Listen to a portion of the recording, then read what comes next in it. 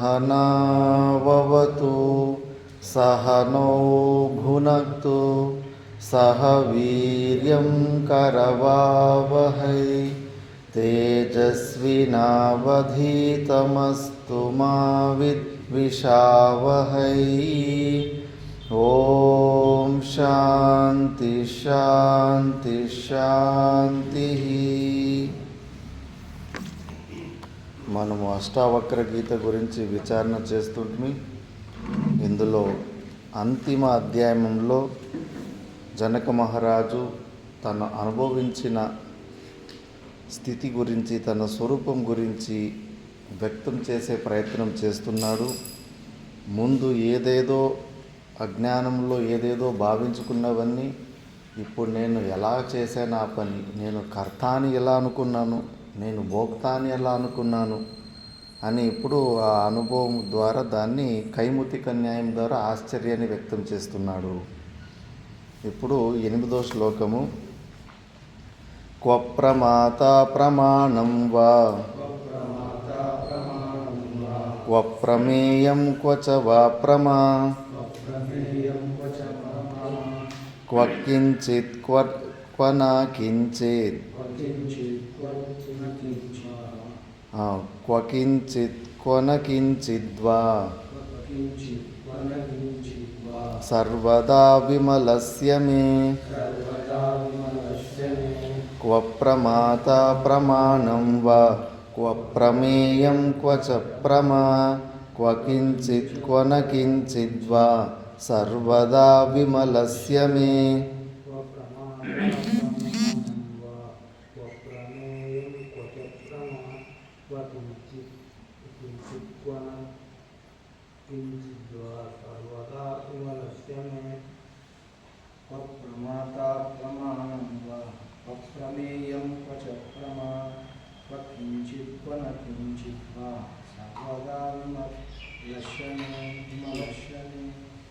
ప్రమాతా ప్రమాణం వా ప్రమేయం క్వచ ప్రమాం క్వచిన్యానకించిద్వా సర్వదా విమలస్య మే. ప్రమాతా ప్రమాణం వా ప్రమేయం క్వచ ప్రమా క్వకించిత్ క్వన కించిద్వా సర్వదా విమలస్య మే. క్వప్రమాత, ఇంతకు ముందు ప్రమాత, ప్రమాణము, ప్రమేయము. ఇప్పుడు నేను ఈ మైకుని చూశాను, మైకు జ్ఞానం కలిగింది. ఈ మైకు ప్రమేయం, దేని గురించి జ్ఞానం కలుగుతుందో దాన్ని ప్రమేయం అంటారు. దేని ద్వారా నేను ఈ మైకు జ్ఞానాన్ని పొందాను? కళ్ళు, చక్షు ఇంద్రియ కళ్ళు ద్వారానే నేను ఇక్కడ మైకు ఉందని మైకు జ్ఞానాన్ని పొందాను. ఈ కళ్ళుని, ఈ ఇంద్రియాన్ని ప్రమాణం అంటారు, మాధ్యమాన్ని. దేని ద్వారా జ్ఞానాన్ని పొందింటావు, దేని గురించి జ్ఞానం పొందావో దాన్ని ప్రమేయం అంటారు. ఇది ప్రమాణం. మళ్ళీ ఎవరు జ్ఞానం? నేను ప్రమాత, జ్ఞానం పొందిన వాడిని నేను. మైకు జ్ఞానం పొందాను, కళ్ళు చక్షు ఇంద్రియం ద్వారా పొందాను. ఇది ప్రమాణ దీన్ని త్రిపుటి అంటారు. మనకు ప్రపంచంలో దేని గురించి అన్న జ్ఞానం కలిగిందనుకో, అవి ఈ త్రిపుటినే ఉంటుంది. సగుణ సాకార దృశ్య వస్తువుల జ్ఞానము దేని గురించైనా మనకు బుద్ధిలో జ్ఞానం కలిగిందంటే అది త్రిపుటి జ్ఞానమే. అందుకే బుద్ధిలో నీకు ఏమి నిశ్చయం వస్తూ ఉంది, నేను సచ్చిదానంద స్వరూపునండి, దాన్ని జ్ఞానం అనుకోకు. ఎక్కడ నీకు తెలుస్తూ ఉంది నేను సచ్చిదానంద స్వరూపుని, నువ్వు ఎక్కడ అనుకుంటున్నావు? బుద్ధిలోనే అనుకుంటున్నావు కదా. మరి బుద్ధిలో ప్రమాత సచ్చిదానంద స్వరూప జ్ఞానవానహం, సచ్చిదానంద స్వరూప జ్ఞానకర్త అహం. ఆ జ్ఞానాన్ని పొందిన కర్తను నేను, ప్రమాతని నేను. ప్రమేయం ఏంటి? సచ్చిదానంద స్వరూపము ప్రమేయము. ప్రమాణం ఏంటి? నా బుద్ధి ఇంద్రియము, అంతరింద్రియమైన బుద్ధి ఇంద్రియము. అది త్రిపుటి జ్ఞానం. అది నీ స్వరూప జ్ఞానం కాదు. ఈ శుష్క వేదాంతులు ఇక్కడే నువ్వు పాడైపోతున్నావు, దీన్నే జ్ఞానం అనుకుంటున్నావు. అది వ్యక్తమవుతున్న చైతన్యం, నీ స్వరూపము అవ్యక్త చైతన్యం. ఏ ఇంద్రియాలలో కూడా నువ్వు దాన్ని వ్యక్తం చేయలేవు. వ్యక్తమైందంటే దృష్టికోటికి త్రిపుటికి వచ్చేస్తూ ఉంది. ఈ సూక్ష్మాలు చాలా సూక్ష్మంగా గ్రహించాలి. లేకపోతే ఇందులోనే, ఈ బురదలోనే, ఈ అహంకారం అనే బురదలోనే అక్కడే కొట్టుమిట్లాడుతూ ఉంటాం. ఇంకా అహంకారంలో నేను సచ్చిదానంద స్వరూపునని అనుకున్నాను, ఇంకేం తెలుసుకున్నాను కదా, నాకు ఏ సంశయాలు లేవు కదా. ఆనందం మాత్రం లేదు, సమస్యలు మాత్రం అట్లే ఉన్నాయి. ఇప్పుడు కూడా మనస వాచ కర్మన ఎవరన్నా అటాక్ చేస్తే అప్పుడు కూడా ఈ జ్ఞానాన్ని పొందకముందు కూడా దుఃఖం వస్తుండే, ఇప్పుడు అదే దుఃఖం వస్తాం. మార్పు మాత్రం ఏమీ లేదు, వట్టి ఇన్ఫర్మేషన్ అంతే. ఇంకా అలాంటి సమయంలో ఇంకా ఎక్కడ ఏమి చేయాలని కూడా తెలియదు. అయిపోయింది, ఇంకా చదవాల్సింది, తెలుసుకోవాల్సింది ఫైనల్ అయిపోయింది, పని మాత్రం కాలేదు. ఉన్న వేదాంతం మీద ఉన్న విశ్వాసం కూడా చాలామంది పోగొట్టుకొని వేరే మార్గాలు పట్టుకోనికపోతారు. ఎందుకంటే వాళ్ళు సరైన పరంపరలో, సరైన గురువుల దగ్గర ఈ జ్ఞానం పొందలేదు. ఆ శుష్క వేదాంతం వరకు వెళ్ళారు అక్కడికి. అక్కడ పోయి ఈ త్రిపుటి జ్ఞానాన్ని నిజమైన జ్ఞానం అనుకొని అక్కడ ఆగిపోయారు. లెర్నింగ్ ప్రాసెస్ ఆగిపోయింది. అదేమో ఆత్యంతిక దుఃఖ నివృత్తి మాత్రం కలగలేదు. దుఃఖాలు ఇంకా అటాక్ ఒకదాని మీద ఒకటి అటాక్ చేస్తూనే ఉన్నాయి.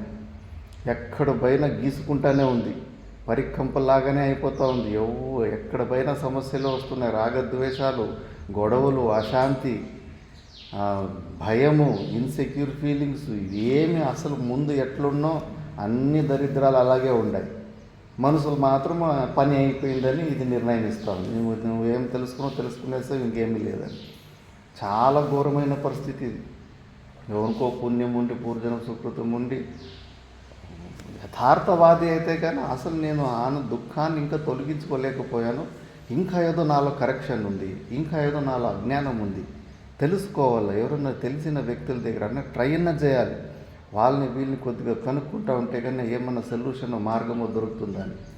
లేదు, అప్పటికే అహంకారం బలిసిపోయి ఉంటుంది. వాణ్ణేం అడిగేది, నాకన్నా వాడికి ఏం తెలుసు. ఇంకా ఎక్కడ మళ్ళా ఓపెనింగ్ అనేది లెర్నింగ్ ప్రాసెస్ ఆగిపోతుంది. ఇంతే, ది ఎండ్.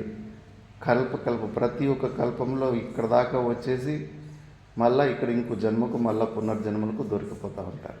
అది చెప్పాడు కదా, గుడ్డివాడు గర్భగుడికి తడుపుకుంటూ లోపలికి ఎంట్రీ కావాలని చూస్తూ ఉంటాడు. కరెక్ట్గా గర్భగుడి ద్వారం వచ్చేసరికి వెనకాల దోమనో చీమనో గరుస్తుందంట. అప్పుడు కాసేపు వెనకాల చేతులు గీరుకునేసరికి ఆ ద్వారం దాటి పక్కకి మళ్ళీ గోడె దొరుకుతుంది. తడుపుతున్నాడు కానీ ఆ ద్వారం వచ్చేసరికి ఏదో ఒకటి విఘ్నం జరిగి మళ్ళీ అట్టి చుట్టూ తిరుగుతూ ఉంటారు. అందరూ అంతే. ఈ శుష్క వేదాంతం దగ్గర వరకు వచ్చేసి ఈ త్రిపుటి జ్ఞానాన్ని జ్ఞానం అనుకొని ప్రాసెస్ అక్కడే అయిపోయిందని. యాక్చువల్లీ ఉత్తర భారతంలో మహాపురుషుల దగ్గర ఇది బిగినింగ్. ఇప్పుడు నువ్వు ఏబిసిడీలకి చదవడానికి అర్హుడివి అంటే నువ్వు ఇప్పుడు స్కూల్లో జాయిన్ అయినావు. మనకేమో పని అయిపోయింది అని, జీవన్ముక్తుని అయిపోయానని మనకి. గురువుల ప్రకారం, శాస్త్ర ప్రకారం ఇప్పుడు ఇంకా ఏబిసిడీలు నేర్చుకుంటున్నావు. ఇప్పుడు నువ్వు మా స్కూల్లోకి నీకు ఎంట్రన్స్కు నువ్వు ఎంటర్ అయ్యావు, ఇప్పుడు సాధన స్టార్ట్ అవుతుంది. అంత డిఫరెన్స్ ఉంటుంది. నువ్వు ఇంకా చైల్డ్, నీకు ఇంకా ఏమీ లేదు. ఆ జ్ఞానాన్ని పొందిన వాడు నేను క్లైమాక్స్లో ఉన్న 99% 99 అయిపోయిందని వాడు భావిస్తూ ఉంటాడు. గురువులకు తెలుసు ఆ జ్ఞానం దేనికి పనికిరాదు అని. నీది ఏ చిన్న దుఃఖాన్ని కూడా తొలగించలేదు. అది ఇంకా ఆత్యంతిక దుఃఖ నివృత్తి ఎట్లా కలుగుతుంది.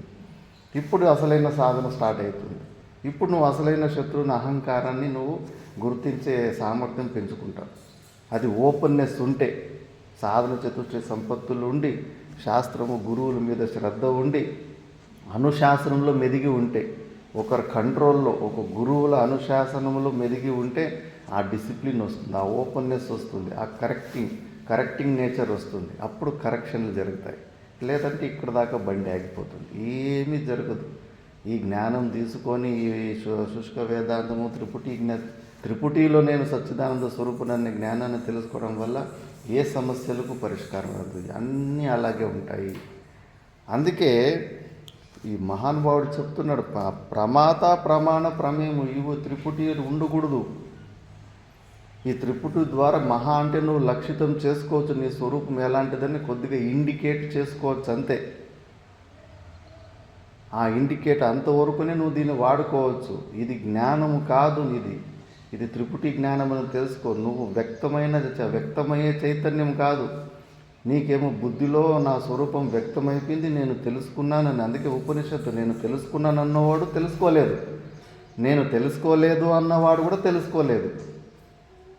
వాడు అబద్ధం చెప్తున్నాడు, వీడు అబద్ధం చెప్తున్నాడు అని చెప్పేసి ఇంత విపరీతంగా ఉంటుంది. ఇంకా నేను తెలుసుకున్నానని ఇంకా ఏదో ప్రయత్నాలు చేస్తాం, ఇంకా ప్రూవ్ చేసుకునేకపోతాం. నేను ఆల్రెడీ తెలుసుకున్నానని చెప్పేసి intense pressure to prove that I'm a జ్ఞాని. అడగకపోయినా చాలామంది నేను జ్ఞానవంతుని అని ఇంటెన్స్, ఎవరు అడగకపోయినా నేను తెలుసుకునేసి నేను జ్ఞానినని ఎన్నో విధాలుగా వ్యక్తం చేసే ప్రయత్నం చేస్తాను. అక్కడే మూర్ఖత్వం తెలిసిపోతుంది.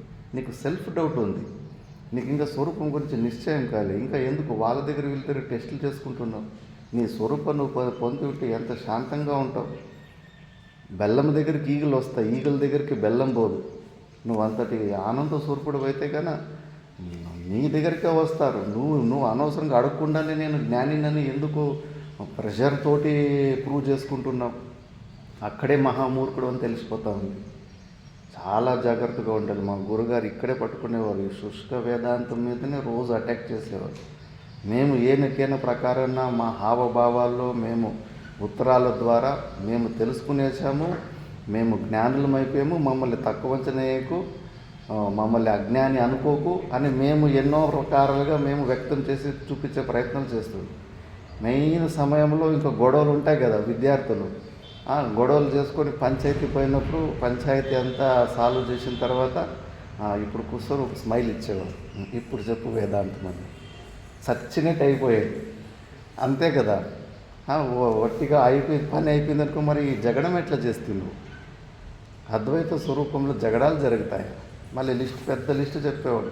చేతులు కత్తిరించారు, నిప్పులు పెట్టినాయి, ఎలాంటి వాటికి రియాక్ట్ కాలేదు ఆ స్థితిలో ఉన్నవాళ్ళు. నీకు ఒక శబ్దముతోటి నువ్వు తట్టుకోలేకపోయావు. వాటితో ఒక మాట అన్నాడు.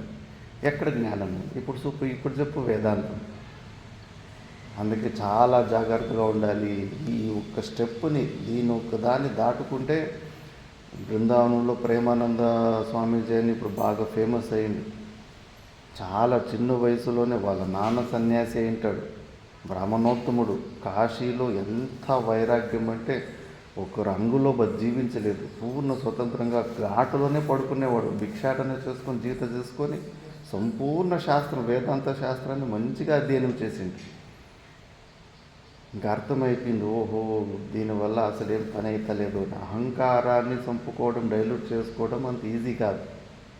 ఆవరా నుంచి ఇది మళ్ళా దాన్ని, అందుకే మళ్ళీ ఆ ప్రేమ భావాన్ని, ఈగోని ఆ ఇష్టదేవుడు కృష్ణ పరమాత్మునిలో రాధా రాధా అనుకొని, అది ఈజీ టెక్నిక్. అది రాధా రాధా అన్నప్పుడు నేను సచ్చిదానంద స్వరూపునని అది స్మరణే అవుతుంది వాళ్ళకు. అంతేకాని అందులో ద్వైతం ఉండదు వాళ్ళకు. ఏదో ఒకటి ఆ స్వరూపాన్ని రిమైండ్ చేసుకోవడానికి, ఉన్న అహంకారాన్ని డైల్యూట్ చేసుకోవడానికి అలా ఆ మార్గాన్ని ఎంచుకున్నారు మళ్ళీ బృందావనికి వచ్చి. కాబట్టి మహా మేధావులే అలసిపోయారు. ఈ శుష్క వేదాంతం నుంచి బయటికి రావడం అంత ఈజీ కాదు.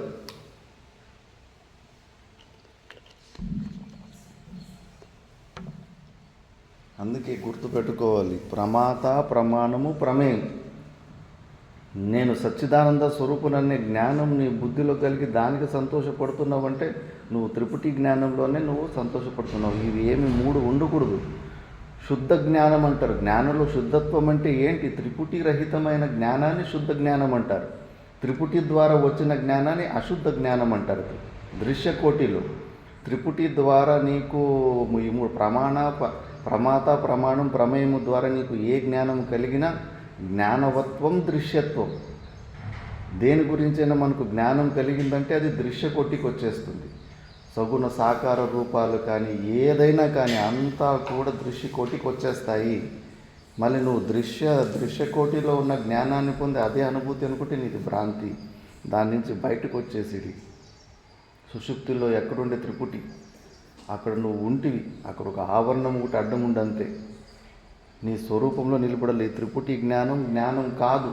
దానివల్ల నీ సమస్యలు ఏమీ ఇది కాదు. ఇక్కడ కొద్దిగా విచారణ చేయి. నేను ఎలాంటి జ్ఞానాన్ని పొంది నేను జ్ఞానాభాసైన సంతుష్టగా, జ్ఞానం కలిగిపోయినా జ్ఞానం కలిగినట్టుగా ఫీల్ అయిపోతూ ఉంటారు. వ్యవహారంలో వచ్చినప్పుడు ఒక్క చిన్న సమస్యను కూడా తట్టుకోడు. చూస్తే అహంకారం 200% ఉంటుంది. విపరీతంగా బుసుగొట్టే పాములాగా అస్సలు ముట్టుకుంటే కన్నా బ్లాస్ట్ అయ్యే రకం ఉన్నారు. మరి ఇక శరీరంతో ఇంత తాదాత్మ్య సంబంధం పెట్టుకొని ప్రాక్టికల్గా అడుగడుగున ఫెయిల్యూర్ అయిపోతున్నావు. చుట్టూ జరుగుతున్న క్రియలకి డిస్టర్బ్ అయిపోతున్నావు. ఎన్ని చోట్ల నీ జుట్టు ఇచ్చినావు. అహంకారము కదా ఆ జుట్టు. మరి ఎక్కడ నువ్వు మరి జ్ఞానస్య ఫలం పరమాతృప్తి. పరమతృప్తి అది ఉందా నీ దగ్గర? దుఃఖ నివృత్తి కలిగిందా? చెక్ చేసుకో. దుఃఖ నివృత్తి కలిగిందంటే నీ నిశ్చయం కరెక్ట్ అండి. దుఃఖ నివృత్తి కలగలేదు, మళ్ళీ నేను సచ్చిదానంద స్వరూపం, నేను జీవన్ముక్తి నైపుణ్యాన్ని మనసు నిర్ణయిస్తూ ఉంటాను. ఇక్కడే అందుకే ఇవి ఉండకూడదు. ప్రమాత ప్రమాణ ప్రమేయం అన్నది ఏమి ఉండకూడదు. ఆ స్థితి చాలా గొప్ప ఉంటుంది. అక్కడ భయం ఉండదు, ఆ పరాధీనత ఉండదు. ఇప్పుడు అలెగ్జాండర్ ఆయన గురువులు సాక్రటీస్ శిష్య పరంపరలో అరిస్టాటల్ అని వస్తాడు. అలెగ్జాండర్ అంటే సికందర్ అని పేరు. ప్రపంచాన్ని రాజుల కాలంలో ఆయన కూడా ఎక్కువ భూభాగాన్ని ఆక్రమించి అలెగ్జాండర్ ది గ్రేట్ అని చరిత్రలోకి ఎక్కిండు. ఇంకా భారతదేశం ఇప్పుడు పాకిస్తాన్ ఉంది కదా, తక్కువ అక్కడ దాకా వచ్చిండు. అక్కడ కూడా ఏదో ఒక యుద్ధం ఓడిపోయాడని గెలిచాడని ఇంకా వివాదాస్పదంలో ఉంది. అప్పుడు ఇంకా ఎలాగో ఇంకా భారతదేశాన్ని పూర్తిగా నేను గెలవలేదని చెప్పేసి అర్థమైపోయింది. ఎందుకంటే అప్పుడు మగధ సామ్రాజ్యం ఉంటే, చాణక్యుడు ఉండే, చంద్రగుప్త మౌర్యుడు 16 రాజ్యాలు అలయన్స్ అయిపోయింది. 16 రాజ్యాలని ఒకటి చేసింది. ఆ 16 రాజ్యాల సైన్యాన్ని ఒక లైన్లో నిలబెడితే 60 కిలోమీటర్ల పొడవు వచ్చేదంట. ఆ సైన్య బలాన్ని చూసే ఇంకా అలెగ్జాండర్ ఇది అక్కడే ఒక యుద్ధంలోనే పోరస్ అంటే పురుగు రాజుతో యుద్ధం చేసి ఏనుగులు ఎప్పుడు చూడలేదు వాళ్ళు పుట్టి ఏనుగులతోటి గుర్రాలు అసలు దేనికి పనికి రాలేదు. ఇంకా నా వల్ల కాదని చెప్పేసి ఇంకా తిరిగిపోవాలని, అక్కడి నుంచి తిరిగి వెళ్ళిపోవాలని డిసైడ్ చేసుకున్నాడు. చేసుకునేటప్పుడు ఇంకా వాళ్ళ గురువు దిగంబరమైన సన్యాసుల గురించి, జీవన్ముక్త పురుషుల గురించి, భారతదేశం గురించి గొప్పగా పొగుడుతూ ఉంటారు. వాళ్ళు గ్రీసు సాక్రటీస్ కాలం నుంచి పొగుడుకుంటూ వస్తున్నారు. అందుకే వాళ్ళ గురువు అరిస్టాటల్ ఒక సాధుని మన దేశానికి తీసుకొనిరా, అలాంటి మహానుభావుడు ఒకడు ఉంటే కూడా మనకు ప్రపంచంలో మనము గొప్పగా మెరుస్తాము, ఆయన ఆధ్వర్యంలో కానీ మనము రాజ్యం నడిపితే అని. సరే అని అక్కడ తక్షశిలా కాడ, ఇప్పుడు పాకిస్తాన్లో పంజాబ్ ఉంది కదా, ఆ ఇండస్ నదికి అటువైపు అక్కడ ఒక సాధువు ఉన్నాడు, దిగంబర సాధు.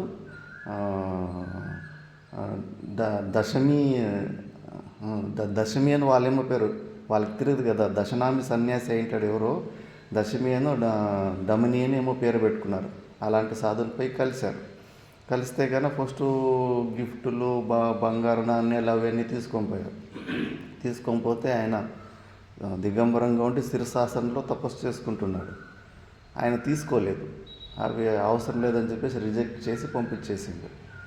ఇంకా అలెగ్జాండర్ రాజుల కోపం కదా, ఇంత పెద్ద ప్రపంచాన్ని గెలిచి నేను, రాజులే భయపడి యుద్ధం చేయకుండా ఎంతోమంది సరెండర్ అయిపోతున్నారు నా భయం చూసి, నేను ఇచ్చిన గిఫ్ట్ని తిరస్కరించిండా, రానన్నాడా అని చెప్పేసి ఆయన అలెగ్జాండరే వచ్చిండు. వచ్చేసి ఎందుకు నేను ఇచ్చిన గిఫ్ట్లు రిజెక్ట్ చేసావంట అంటే, అవన్నీ సిక్తంగా ఉన్నాయి అంటే, అన్యాయంగా దుర్మార్గంగా యుద్ధాలు చేసి కబ్జాలు చేసుకున్నదే కదా అది. ధర్మయుద్ధాలు అయితే అప్పటికే ద్వాపర యుగంలోనే కథమైపోయింది. మహాభారతంలోనే అధర్మ యుద్ధం స్టార్ట్ అయిపోయింది. దాని తర్వాత యుద్ధాలలో ధర్మ యుద్ధాలు జరగలేదు. అధర్మ యుద్ధాల ద్వారా నువ్వు ఏది సంపాదించినా కూడా అది పాపమే అది. అందుకే దాన్ని గ్రహించలేదు అని. నీకు తెలుసా, నేను ప్రపంచాన్ని గెలిచిన రాజుని, ఇదంతా భూమి అంతా నాదే అంటే, నీలాంటి వాళ్ళు 1000 మంది 1,00,000 మంది ఈ భూమిని నాది అనుకొని ఇక్కడే ఎరువు అయిపోయారంటాడు. నీకు తెలుసా, నా మాట, నా ఆజ్ఞని నువ్వు తిరస్కరించాను, నాతో పాటు మిమ్మల్ని తీసుకుపోతానని, ఇక్కడ నీ తలని కత్తిరించనే నేను తీసుకుపోతానని. నువ్వు నా శరీరాన్ని తీసుకుపోతావు కానీ వ్యాపకతత్వాన్ని నన్ను మాత్రము ఎవరు ఎక్కడా తీసుకోలే, అంతటా నేనే ఉన్నానంటాడు.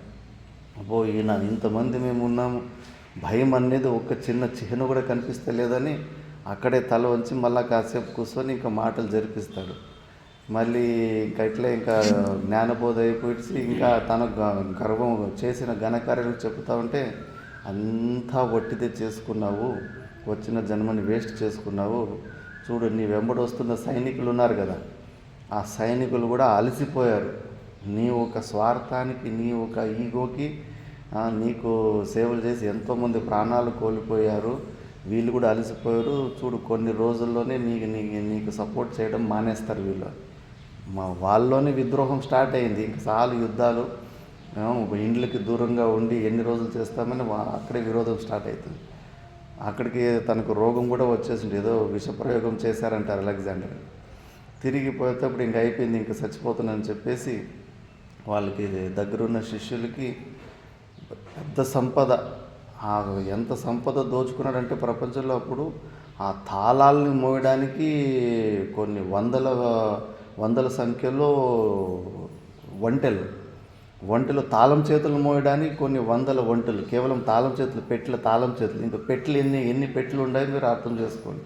అంత బంగారాన్ని దాన్ని ఎప్పుడంతా కబ్జా చేసుకొని దోచుకొని తిరిగిపోతున్నాడు. దారిలోనే చెప్పేశాడంట, నేను చచ్చిపోయిన తర్వాత నా సమాధిలో ఇట్లా 2 చేతులు సమాధిలో పెట్టెలోంచి బయటకు ఉండేలాగా ఉండాలి.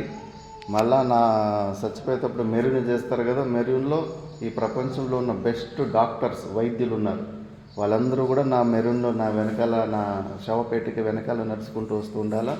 మళ్ళీ దారిలో నేను ఏదైతే ఈ బంగారం అది ఇది సంపాదించాను కదా, అది మొత్తం కింద పూలుని నెరుపుతారు కదా కింద భూమిలో, అట్లా మొత్తం నెరిపేయాలి నా సమాధి వరకు అని. ఎవరన్నా ఎందుకు ఇదంటే కన్నా ప్రపంచంలో ఉన్న మొత్తం ఎంత గొప్ప వైద్యులైనా కూడా మనిషిని సావకుండా ఆపలేరు. సో ఆ మృత్యు వచ్చిన తర్వాత దాన్ని ఎవరు ఆపలేరు. ఎంత పెద్ద వైద్యుడైనా ఆపలేడు. ప్రపంచంలో ఎంత సంపత్తి అయినా కూడా దాన్ని వెనక్కి మళ్ళీ మనం తీసుకోలేము. ఇక్కడ సంపత్తి ఈ భూమిలోని ఇక్కడే వదిలిపెట్టిపోవాలి. ఖాళీ చేతులు కూడా అదే, ఖాళీ చేతులతోటి వస్తాము, పోయేటప్పుడు ఇక వట్టి చేతులతోనే పోతామని ఆ చేతుల సింబల్. జ్ఞానోదయం అయింది అంటే ఒక మహానుభావుడు ఈ త్రిపుటి జ్ఞానము లేకుండా ఆ స్వరూపంలో నిలబడిన వాడు దేనికి భయపడతాడు? మనం దేనికైనా భయపడుతున్నాము, తల ఉంచుతున్నామంటే ఈ జీవభావంలోకి వచ్చేసాం, అల్పత్వ బుద్ధిలోకి వచ్చేసాం. ఆ స్వరూపంలోనే ఆ సామర్థ్యం ఉంటుంది. అంతటి కఠోరమైన మూర్ఖున్నే లాస్ట్లో మార్చిందా లేదా? వాడికి రియలైజ్ అయిందా లేడా? కాబట్టి అందుకే అలాంటి అద్భుతమైన స్థితిలో ఉన్న మహానుభావునికి ఈ త్రిపుటి అనేదే ఉండదు. సర్వవ్యాపకంగా ఆ స్వరూపంలోనే ఉంటాడు. మళ్ళీ క్వకించిత్ క్వనాకించిద్వా సర్వదా విమలస్య, ఆయనలో ఎలాంటి పరిచిన్న బుద్ధి, ఇది ఇట్లెందుకు అవుతుంది, అది అట్లెందుకు అవుతుంది, ఇది ఎందుకుంది, అది అట్లెందుకుంది, ఇవన్నీ ఏ భావనలకు తావుండదు. స్వరూపంలో ఏ ప్రకారం చిన్న వికారం, ఒక్క చిన్న థాట్ ప్రాసెస్ కూడా లేకుండా. వికారం అంటే మన మనసులో ఎన్ని వికారాలు వస్తుంటాయి. ఈరోజు ఒకటి ఆలోచిస్తుంటాం, ఇంకో రోజు ఇంకోటి ఆలోచిస్తూ ఉంటాము. ఎవడి మీద కోపం వస్తే కన్నా భయంకరమైన వృత్తులు, మనోవృత్తులు ఘోరంగా ఉంటాయి. మన ముఖం కూడా క్రూరంగా మారిపోతుంది, హావభావాలు మారిపోతూ ఉంటాయి. మనసులో వికారాలు వస్తూనే ఉంటాయి, థాట్ ఒకదాని తర్వాత ఒకటి. మన స్వరూపంలో ఎప్పుడు ఒకేలాగానే ఆనంద ప్రసన్న ముద్ర, ప్రసన్నంగా ఉన్న శాంతి స్వరూపం అది. అందుకే ఆ జీవన్ముక్త పురుషుడు ఎలాంటి దానికి అసలు అదరుడు బెదరుడు. పరశురాముడు అంతా యుద్ధాలంతా అయిపోయిన తర్వాత దత్తాత్రేయునో లేదా ఇంకెవరో ఒక సాధువుని అక్కడ అడవిలో మంటలు అయిపోతాయి. అడవి మంటలు అయిపోతుంటే కూడా అన్ని జీవులు ప్రాణం కాపాడడానికి పరిగెడుతూ ఉంటాడు. కానీ ఒక యోగి ఆ చెట్టు కింద ఇంత భయంకరమైన దృశ్యాన్ని చూసి కూడా మంచిగా శాంతంగా నిర్మలంగా అలాగే కూర్చో ఉంటాడు. అయ్యో, ఇంత భయంకరమైన పరిస్థితి చుట్టూ ఇట్లా ఆవరించింది మంట, కొద్దిగా కూడా ఆ భయం అనే వృత్తి లేకుండా ఉండే దత్తాత్రేయునే కలిసినట్టు చరిత్ర త్రిపుర రహస్యంలో వస్తుంది. ఎలా ఉండగలుగుతాడంటే కానీ ఆ స్వరూపంలో అంత శాంతి ఉంది. బయట మిథ్యా ప్రపంచానికి అసలు అస్తిత్వానికి తావే ఉండదు. అలాంటి స్వరూపాన్ని పొందని ఇవన్నీ ఒట్టిదే. ఇంతకుముందు అంతా ఇవన్నీ పరిచిన్న బుద్ధులని, మైక్ జ్ఞానము, పుస్తక జ్ఞానము, ఇవన్నీ జ్ఞానాలు. ఇవి ఎలాంటి జ్ఞానమైనా అంతే. బుద్ధిలో కలిగింది జ్ఞానం అంటే అది మిథ్యా వస్తుంది. మన బుద్ధి ద్వారా దేని గురించైనా మనకు జ్ఞానం కలిగిందంటే అది మిథ్యా వస్తుంది. స్వరూపం గురించి కూడా నేను సచ్చిదానంద స్వరూపాన్ని కలిగిందంటే అది కూడా మిథ్యా జ్ఞానంలోనే ఉండవు. దీనికి అతీతంగా ఉన్నది నీ స్వరూపం. నీ స్వరూపంలో అసలు ఇలా బుద్ధి ద్వారా ఆబ్జెక్టిఫై కాదు నీ స్వరూపము, ఇంకా ఇండికేట్ అవుతుంది. అది మనం తెలుసుకోవాలి. కాబట్టి ఈ మూడిటికి తావే లేదు, అసలు ఇవి లేనే లేవు. ప్రమాత, ప్రమాణం, ప్రమేయం అనేది మూడు లేనే లేవు అని చెప్పేసి యోగులో కూడా నిర్వికల్ప సమాధి స్థితికి ఈ త్రిపుటి రహితమైన సమాధిని వాళ్ళు ఆ నిర్వికల్ప సమాధి స్థితి అంటారు.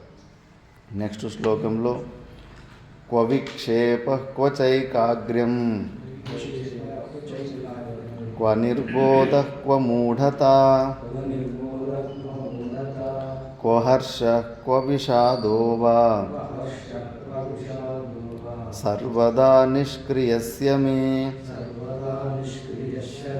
క్వ విక్షేప క్వ చైకాగ్ర్యం క్వ నిర్బోధ క్వ మూఢత క్వ హర్ష క్వ విషాదో వా సర్వదా నిష్క్రియస్య మే.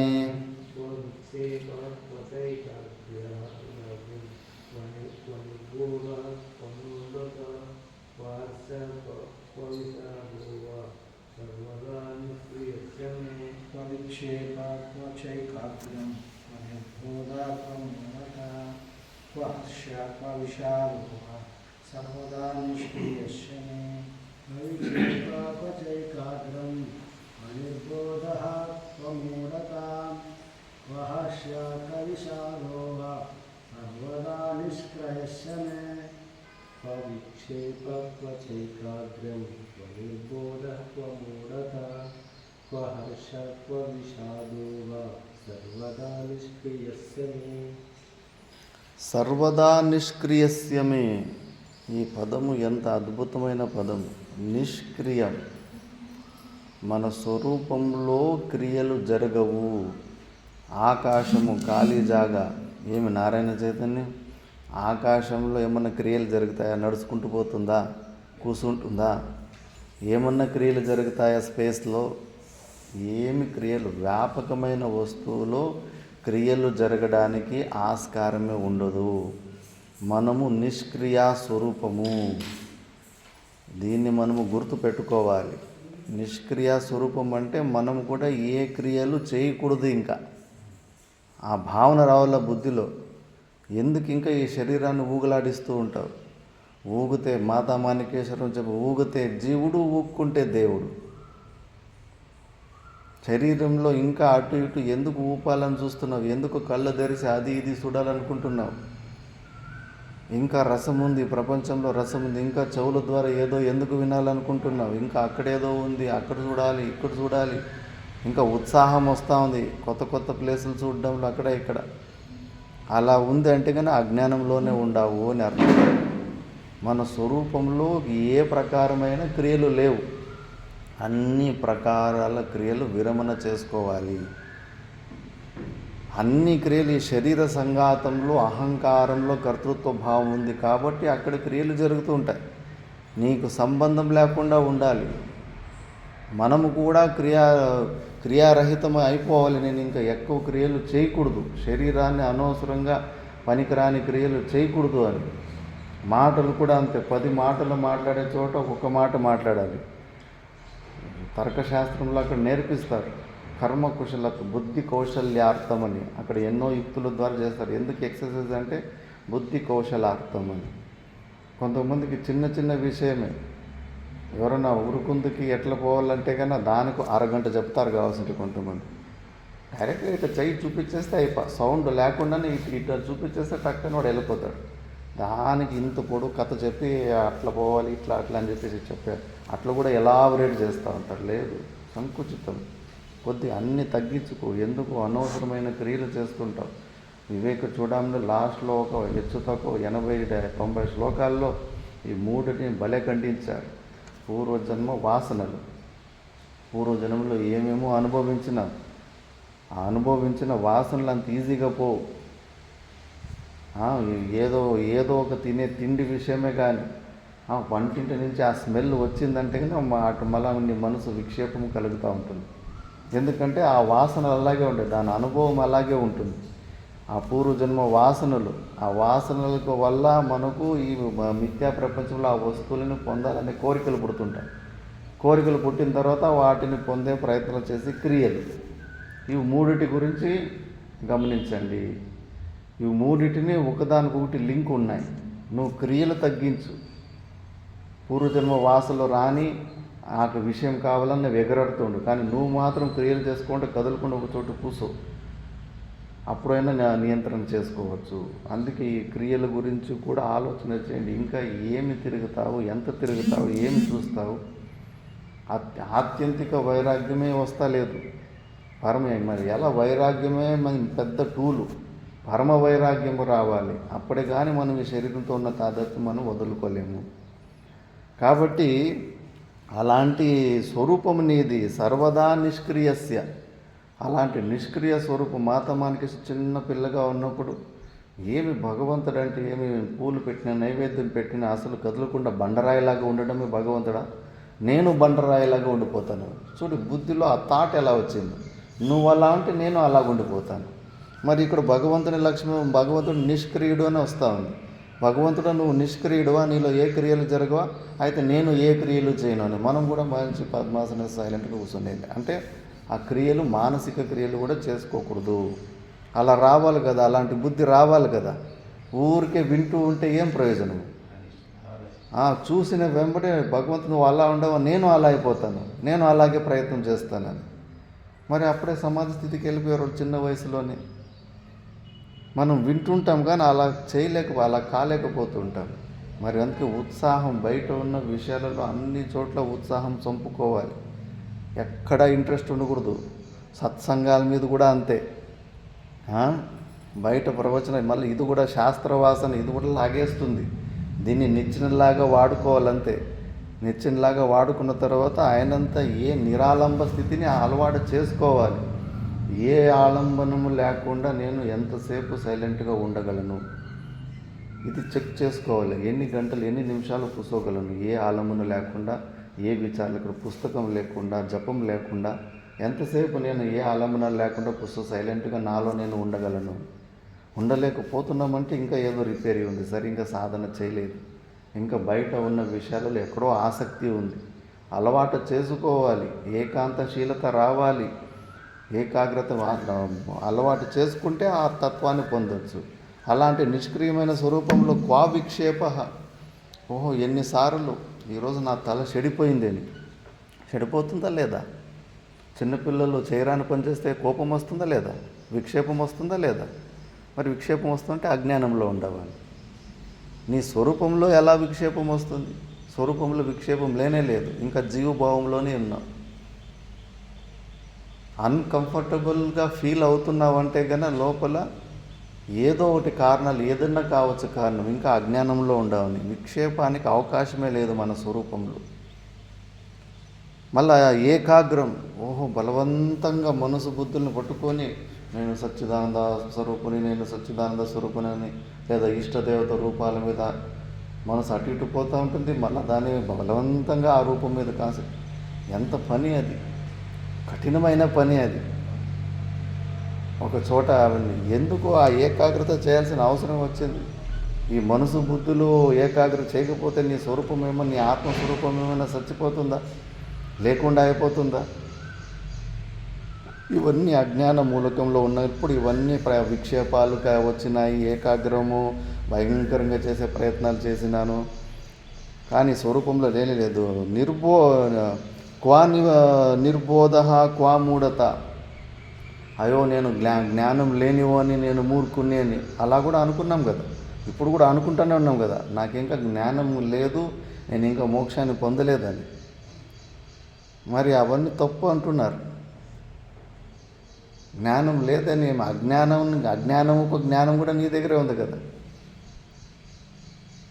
ఇప్పుడు ఇక్కడ మైకు ఉంది, మైకు లేదు, రెండింటినీ తెలుసుకుంటున్నామంటే వాటి జ్ఞానం మనం ఉన్నాం కదా.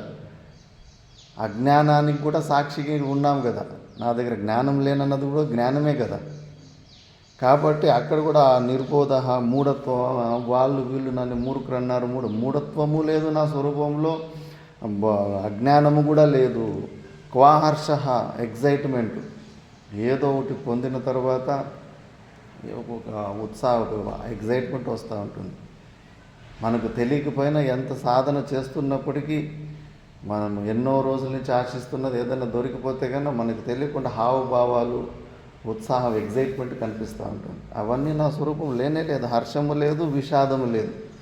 ఎప్పుడూ డిప్రెషన్లో ఉండేది, ఏదో పోగొట్టుకున్న వాడలాగా డిప్రెషన్లో ఉండేది. అసలు ఆ డిప్రెషన్ కూడా నాలో లేనే లేదు. సర్వదా నిష్క్రియస్యమే, నా స్వరూపంలో ఇవన్నీ ఒట్టివి అయిపోయినాయి కదా అని.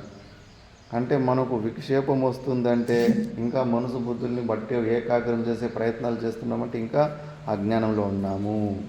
ఇవన్నీ స్వరూపంలో అసలు లేనే లేవు, లేనివి ఉన్నట్టుగా ఊహించుకున్నాను.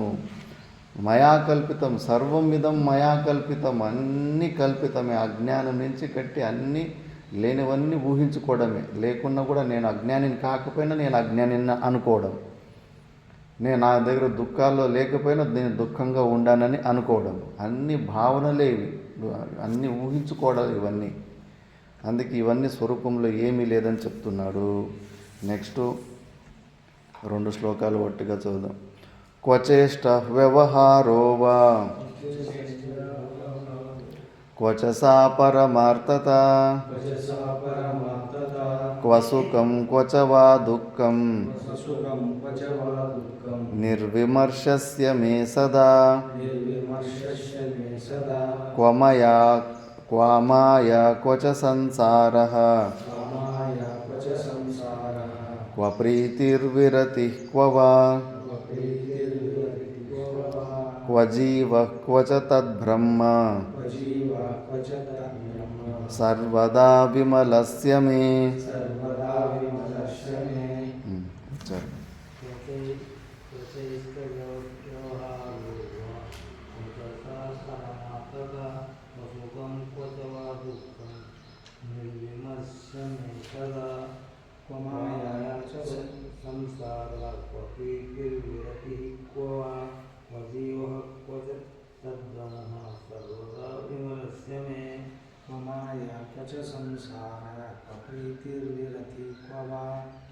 జీవ క్వచ తద్బ్రహ్మ సర్వదా విమలస్య మే. క్వచైష వ్యవహారో వా క్వచసా పరమార్థత క్వ సుఖం క్వచ వా దుఃఖం నిర్విమర్శస్య మే సదా క్వ మయా క్వచ సంసారః అప్రీతిర్విరతిః క్వ వా క్వ జీవ క్వచ తద్బ్రహ్మ సర్వదా విమలస్య మే.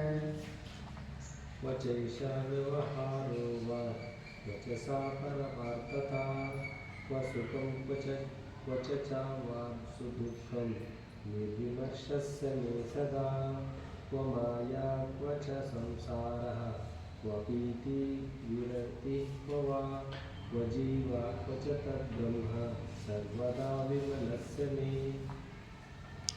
క్వచయేష వ్యవహారో వా, వ్యవహారం అంటే ఈ వ్యావహారిక సత్తాలో చేస్తున్న క్రియలన్నీ, దీన్ని వ్యవహారం అంటారు. ప్రాతిభాసిక సత్తా, వ్యావహారిక సత్తా, పారమార్థిక సత్తా అని 3 సత్తాల గురించి శాస్త్రం చెబుతుంది. ప్రాతిభాసిక సత్తా అంటే బ్రహ్మజ్ఞానం కన్నా భిన్నమైన జ్ఞానం వల్ల ఏ భ్రాంతి తొలగిపోతుందో అలాంటి సత్తాని ప్రాతిభాసిక సత్తా అంటారు. ఇప్పుడు పగ్గంని పాములాగా చూసుకున్నాం, అది భ్రాంతి. కానీ ఆ పాము భ్రాంతి జ్ఞానం పోవడానికి బ్రహ్మజ్ఞానం అవసరం లేదు. అక్కడున్న పగ్గము జ్ఞానం అయితే చాలు. పగ్గము జ్ఞానం యథార్థంగా చూసిన తర్వాత మళ్ళా ఆ పాము అనే భ్రాంతి తొలగిపోతుంది. కాబట్టి బ్రహ్మజ్ఞానం కన్నా భిన్నమైన జ్ఞానంలో ఏ భ్రాంతి తొలగిపోతుందో ఆ సత్తాని ప్రాతిభాసిక సత్తా అంటారు. బ్రహ్మజ్ఞానం వల్లనే ఏ సత్తా, ఏ భ్రాంతి తొలగిపోతుంది. ఇప్పుడు ఇది మనం ఉన్నది వ్యవహారిక సత్తా. ఇప్పుడు ఈ ప్రపంచం సత్యంలాగా కనిపిస్తూ ఉంది కానీ ఇది భ్రాంతి రూపంలో కనిపిస్తాం. ఇది ఈ భ్రమ పోవాలంటే కానీ మనకు మన స్వరూప జ్ఞానం కావాలి. బ్రహ్మజ్ఞానం వల్లనే ఇది దూరం అవుతుంది. అందుకే ఇప్పుడు వ్యవహారంలో బ్రహ్మజ్ఞానం కానప్పుడు ఎన్ని వ్యవహారాలు చేసాం. వ్యవహారికలు ఉదయం నుంచి సాయంత్రం వరకు ఎన్నో క్రియలు చేస్తూనే ఉండాలి. కానీ ఇవన్నీ కూడా రాత్రిపూట్ల స్వప్నంలో చేసి అక్కడ కూడా ఎన్ని క్రియలు చేసాము, ఎన్ని పనులు చేసాము. లేచిన వెంబడి అదంతా ఒట్టిది. అసలు అక్కడ ఏమీ జరగనే లేనే లేదు. అన్నీ మనసులోనే ఊహించుకున్నాం, మనసులోనే ప్రపంచాలు సృష్టించుకొని అందులో ఇవన్నీ నాటకాలు చేసుకున్నాం. అలాగే నువ్వు ఈ సత్తా నుంచి పారమార్థిక సత్తాలోకి లేచినప్పుడు ఇది కూడా అంతే ఇదైపోతుంది. మళ్ళీ పారమార్థిక సత్తా నుంచి ఇంకోటి ఏదన్నా సత్తా ఉందా? అంటే సా కాష్ట సా పరగతి. మనము దానికి పేరు కూడా పెట్టలేము. అది పారమార్థిక సత్తా అని. సత్తా అంటే కనుక అది మళ్ళీ ఏదో ఒక వస్తువులాగా అయిపోతుంది. ఇదంతయ ఇది సత్తా అని. అందుకే ఇవన్నీ స్థితులు మనం అజ్ఞాన అవస్థలో ఉండంగా దీని శబ్దాలు వాడుకుంటాం, కానీ స్వరూపంలో వ్యావహారికము లేదు, పారమార్థికము కూడా లేదు. ఇక్కడ ఉన్నప్పుడు దాని గురించి కొన్ని శబ్దాల ద్వారా వర్ణ చేసుకుంటాం, కానీ అక్కడ శబ్దాలకి తావే లేదు, ఎలాంటి భావాలకు తావే లేదు. ఇప్పుడు మనం కొద్దిగా పారమార్థిక శబ్దాన్ని మనసు బుద్ధుల ద్వారా ఊహించుకోవచ్చు. అక్కడ ఏమి మనసు బుద్ధిలో ఉండదు కదా, ఊహించుకోవడం అనేది అక్కడ ఏమి జరగదు. అది స్వరూపం అంతే. మళ్ళా క్వ సుఖం క్వవా దుఃఖము, సుఖము లేదు దుఃఖము లేదు. నిర్విమర్శస్య, నాలో విమర్శకు యోగ్యమైన స్థితి నాది కానే కాదు. ఈ శరీర సంఘాతము విమర్శలకు గురి అయింది. దీంట్లో అన్ని తప్పులే పొరపాట్లే ఉంటాయి. పూర్వజన్మలో కూడా ఎన్నో పుణ్యకర్మలు పాపకర్మలు చేసుకుని వచ్చింటాము. ఈ జన్మలో కూడా శరీర సంఘాతంతో ఏదో ఒకటి ఎవడికోడికి ఇబ్బందినే. మనకు తెలియకుండా మనల నుంచి ఎంతమంది దుఃఖపడుతున్నారు ఎవరికి తెలుసు. ఒకసారి కైలాసాశ్రమంలో ఎవరికో పాప మహాత్మునికి తలకాయ నొప్పి వచ్చింది. అతనికి వయసు కొంచెం ఎక్కువైపోయింది. తనకి ముక్కు పని స్మెల్ గ్రాణేంద్రియం పని చేస్తలేదు. ఇంకా విక్సు పూర్తిగా శరీరంకి ఫుల్గా ఒక డబ్బా అంతా పూసుకొని వచ్చేసింది. ఆ డబ్బా అంతా పూసుకొని వచ్చేసింటే స్టార్టింగ్ నుంచి ఒక 4వ లైన్లో పూస్తున్నాడు. ఆ చుట్టుముట్టు ఉన్న వాళ్ళంతా చచ్చిపోయారు ఆ స్మెల్కి, ఆ విక్సు స్మెల్కి. ఎంత ఘోరంగా ఉందంటే మొత్తం క్లాస్ రూమ్ అంతా వస్తూ ఉంది. మండలేశ్వరు పాఠం చెప్పే మండలేశ్వరు పాఠం మధ్యలో అడిగేసి ఎవరు ఆ విక్స్ పూసుకొని వచ్చింది, ఇక్కడి వరకు ఘాటు కొడతా ఉంది, దయచేసి లేచి కొంచెం దూరంగా కూర్చోండి, బయటికి పోండి అని పంపించేశారు. పాప మాతను చూస్తే కన్నా అసలుకి అవునా నాకు అసలు వాసనే వస్తా లేదంటున్నాడు. అట్లా తనకు తెలియదు, తనకి మిగతా వాళ్ళని ఇబ్బంది పెట్టాలనే ఉద్దేశం కూడా లేదు.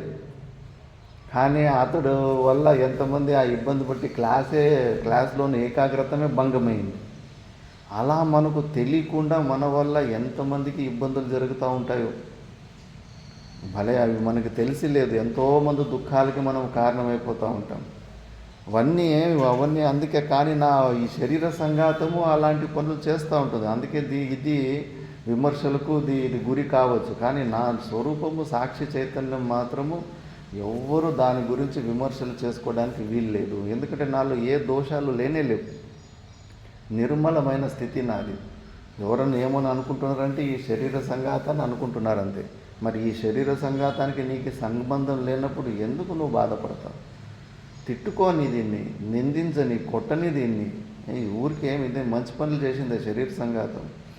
సిద్ధారూఢ స్వాములు ఒకడు తాకపోతే రోజు వచ్చేసి తొన్ని కొట్టిపోయేవాడు. ఎంత అద్భుతమైన చరిత్ర అని. ఆయన మళ్ళీ సిద్ధారూఢ స్వామీజీ, చూడప్పా నువ్వు మా భక్తులు పొగులు అయితే కానీ మళ్ళీ భక్తులు వచ్చేస్తారు, వాళ్ళ ముంగిట నువ్వు కొట్టలేవు, మళ్ళీ రేపు సాయంత్రం భక్తులంతా పోయిన తర్వాత మళ్ళీ వచ్చి కొట్టుకోవాలి. ఎంత అద్భుతమైన స్థితి అది. ఎవడన్నా ఎగిరెగిరి ఏదో తాగుపోతూ వచ్చి కాళ్ళతోటి ఎగిరెగిరి తొందుతూ ఉంటే మనం తట్టుకోగలమా? మాటలకే తట్టుకోలేము. ఎంత ఈ శరీర సంఘాతాన్ని ఎంత వేరుగా చూశాడు. మరి పిలిపించుకొని మరి తొన్నిపించుకున్నాడు. అది ఆ స్థితికి, అది సర్వతంత్ర స్వతంత్రత. అలాంటి స్వతంత్రత పొందాలని ప్రయత్నం చేయండి. బయట వస్తే శరీరంతో పాటు స్వతంత్రత ప్రయత్నం చేయకండి, ఇంకా వరస్ట్ అయిపోతుంది కథ, ఘోరం అయిపోతుంది. అది శరీరంతో నీకు సంబంధం లేకుండా దాన్ని కట్ చేసుకోండి. ఆ స్వతంత్రత అట్లా పెట్టుకోవాలి. ఈ శరీర సంఘాతానికి వదిలిపెట్టేయాలి. ఇది స్వవపుహు ప్రారంభ సమర్పితం స్వవపుహు, వదిలిపెట్టేయాలి. దీనికి ఏమన్నా కానీ దీన్ని మెయింటైన్ చేయాల్సిన కర్మ మనకెందుకు వచ్చింది? ఎందుకు మెయింటైన్ చేయాలి? ఇది ఎన్ని పాపాలు చేసిందో, ఎంతమందిని ఇబ్బంది పెట్టిందో ఈ శరీర సంఘాతం. మళ్ళీ వాళ్ళంతా రివెంజ్ తీర్చుకోకుండా ఊరికే ఉంటారు. కర్మ సిద్ధాంతం అది. ఇంకా ఎంతమంది ఫుట్బాల్ ఆడుకునేది ఉందో, ఇంకా ఎంతమంది చుచ్చే మాట్లాడేది ఉందో, ఎవరెవరికి ఏమేమి తప్పులో హింసలు పెట్టి వచ్చామో పూర్వజన్మలు ఎవరికి తెలుసు. కారణం లేనిది కార్యం జరగదని శాస్త్రం చెబుతూ ఉంది. ప్రతి ఒక్క చిన్న కర్మకు కూడా ఒక స్పష్టమైన కారణం ఉంటుంది. కాబట్టి ఏది కూడా అన్యాయం జరగడం లేదా, ప్రతి ఒక్క హింసకు పెద్ద న్యాయమే ఉంది. మనకు జరుగుతున్న ప్రతి ఒక్క హింసకు మనము చేసిన కర్మే కారణము అని తెలిసిన తర్వాత ఎందుకు ఈ శరీర సంఘాతం మీద నీకు స్వార్థం ఏంటి, పక్షపాతం ఏంటి? సాక్షిభావంలో ఉండు. కొంతమంది మంచి తల్లిదండ్రులు ఉంటారు, సొంత పిల్లలు తప్పు చేస్తే వాళ్ళే స్వయంగా పోయి పోలీసులకు పట్టించేస్తారు, వాళ్ళే దండిస్తారు. నువ్వు అలాంటి మంచి ఓడివిక. ఈ శరీర సంఘాతము తప్పులు చేసింది కానీ ఇది శిక్షలు అనుభవించిని. సిద్ధారూఢ స్వామి నెత్తి మీద నిప్పులు పెట్టాడు. మరి అలాంటి మహానుభావుల శరీర సంఘాతంలోనే ఆ దెబ్బలు పడుతున్నాయి. ఏం గొంతు క్యాన్సర్ వచ్చింది రామకృష్ణ పరమశివం, చిన్నదా అది? ఎంత నొప్పి ఉంటుంది, చిన్న చిన్న గాయాలకే తట్టుకోలేము, గొంతు మొత్తం ఓపెన్ అయిపోతుంది. మా తాత గురువులు పరమేష్ఠి గురువు అవధూత, ఆయన శ్రోత్రియ బ్రహ్మనిష్ఠ అవధూత కలియుగ వశిష్ఠులు అన్నారు. కరపాత్ర స్వామీజీ శిష్యుడు ఆయనకు, ఆయన దగ్గర కరపాత్ర స్వామీజీ స్టూడెంటు. ఆయనే ఆ టైటిల్ ఇచ్చాడు కలియుగ వశిష్ఠుడు అని అభయానంద సరస్వతికి. అలాంటి వానికి ఇక్కడ మొత్తం అంతా క్యాన్సర్ వచ్చేసి ఎముకలు కనిపించేదంట, ఫుల్ ఓపెన్ అయిపోయిందంట. మరి అలాంటి మహానుభావుల శరీర సంఘాతాలకే అవన్నీ పాపం ఫలమే కదా. పూర్వజన్మ క్రితం పాపం వ్యాధి రూపేణ సంస్థిత. శరీర సంఘాతానికి అంత పెద్ద పెద్ద పనిష్మెంట్లు ఉన్నాయి. మనకు తలనొప్పి వస్తే పొట్ట నొప్పి వస్తే తట్టుకోలేకపోతున్నాం. అంత పెద్ద పెద్ద పనిష్మెంట్లు వాళ్ళ శరీర సంఘాతంకే తప్పలేదన్నప్పుడు ఈ శరీర సంఘాతానికి ఎవడు తిట్టకూడదా? ఏం ఎక్స్పెక్టేషన్ పెట్టుకుంటున్నావు నువ్వు? వాళ్ళకన్నా పెద్ద గొప్ప పనులు చేసినావా? నిన్నెవరు ఒక మాట కూడా అనకూడదా? అన్నిటికీ ఇది ఏంటంటే తప్పుడు పనులు చేసిండు, దీన్ని వదిలిపెట్టేసి నీకు సంబంధం లేకుండా నువ్వు కూడా ఎంజాయ్ చేయి, అనుభవించని. ఎట్లా వివేకానందుడు తన శరీర సంఘాతాన్ని ఆయనే తిట్టుకున్నాడు. ఎదురుగా ట్రైన్లో ఒకడు 5-6 గంటల సేపు వేసుకున్నాడు. దున్నపోతులు మీరు, మీ వల్ల దేశం పాడైపోతా ఉంది, సోమరిపోతులు మీరు, కష్టపడి జీవించక ఏంది ఇది, అట్లా ఇట్లా. కానీ వివేకానందుడు తన శరీర సంఘాతానికి తానే సమాధానం చెప్పుకుంటాడు. చూడు, వాడి చేతిలో ఇంత అవమానం పాలైపోతుంది, ఇప్పుడన్నా సిగ్గు తెచ్చుకో, ఎందుకు జన్మకు వచ్చావు? ఇప్పుడన్నా బుద్ధి తెచ్చుకో, ఎందుకు ఈ పరాధీనమైన స్థితి నీకు? అనుభవించి. ఇప్పుడు వాడు తిడుతున్నాడు, తిట్టిపించుకో. ఈ భావన రావాలి. శరీర సంఘాతం మీద మనకు ఈ భావన వచ్చినప్పుడు అప్పుడు నీవు సంబంధం లేకుండా ఉంటావు. లేదంటే ఏమీ ప్రయోజనం లేదు. ఎంత ఇన్ఫర్మేషన్ బుర్రలో పెట్టుకుంటే ఏం ప్రయోజనం? ప్రాక్టికల్గా నువ్వు అక్కడ ఫెయిల్ అయిపోతావు. అంటే కానీ ఏం శరీరం నేను అనే భావం పెట్టుకున్న తర్వాత నీకు దుఃఖాలు అన్అవాయిడబుల్ వస్తూనే ఉంటాయి. నీకు ఆత్యంతిక దుఃఖ నివృత్తి కావాలా? ఈ శరీరం సంఘాతానికి జరిగే క్రియలకు నువ్వు రియాక్షన్లు ఇవ్వద్దు. ఇది తప్పులు చేసింది, ఉప్పు తిన్నోడు నీళ్లు తాగాల, తప్పు చేసినోడు శిక్షలు అనుభవించాలి. ఎన్ని ప్రకారాల శిక్షలకి ఇది పోతున్నప్పటికీ కూడా నువ్వు రియాక్ట్ చేయకుండా దాన్ని వదిలిపెట్టేసి, ప్రారంధానికి వదిలిపెట్టేసి, శరీరం నీకు దానికి సంబంధమే లేదు. అలా ఉన్నప్పుడు సుఖమేంటి, దుఃఖమేంటి? మళ్ళా స్వరూపంలో ఆ సుఖ దుఃఖాలు అసలు ఉండడానికి తావలేదు, జరుగుతున్నాయి. ఈగో ప్రిక్ అవుతా ఉందంటే నువ్వు ఇంకా జీవభావంలోనే ఉండావు, అజ్ఞానంలోనే ఉండావు అని తెలుసుకోవాలి. మళ్ళీ మాయ అంటున్నాం. ఓహో, మాయని ఎవరు దాటలేరు. మమ మాయ దురత్యయ అని పరమాత్ముడు అంటున్నాడు. పోనీ ఆ మాయ ఏమన్నా సత్యమైన వస్తువునా? అది కూడా లేదు, అది కల్పితమే. ఎనర్జీ సైంటిస్టులు కూడా ఒప్పుకుంటారు. నాస్తికులైన సైంటిస్టులు కూడా ఆ శక్తి కల్పితం నీలో. అంత అద్భుతమైన శక్తి కూడా నీలోనే కల్పితము. క్వామాయ కోచ సంసారం ఏంటి అంటే అహమమ భావాల ద్వారానే సంసారము లేదు, మాయ లేదు. క్వా ప్రీతిర్ క్వా విరతి, ఆ రాగము లేదు, ద్వేషము లేదు. అన్నీ అనవసరంగా దాని మీద రాగం పెట్టుకున్నా, దీని మీద ద్వేషం పెట్టుకున్నా, ఇవన్నీ బొట్టువే. క్వా జీవ క్వచ తద్ బ్రహ్మ, జీవుడేంటి, బ్రహ్మ ఏంటి? అజ్ఞాన అవస్థలో ఉన్నప్పుడు ఈ శబ్దాలు పనికొస్తాండి. రెండు ఉన్నారా? బ్రహ్మ అని ఎవరు పేరు పెట్టు? నువ్వు బ్రహ్మ అంటావు, దాన్ని బౌద్ధులు శూన్యం అంటారు, ఒకరు దాన్ని పరమాత్మ అంటాడు, ఒకరు దాన్ని ఆత్మ అంటారు, స్వరూపం అంటారు, నిజస్థితి అంటారు. ఎన్ని పేర్లు పెడతావు నువ్వు? ఇష్టం వచ్చినట్లు నువ్వు పేర్లు పెట్టుకుంటూ పోతూ ఉండవు. ఆ స్థితి ఏమీ లేదు. జీవుడు బ్రహ్మ ఇవన్నీ అజ్ఞాన అవస్థలు. అక్కడ పోతే అసలు డిస్కషనే లేదు.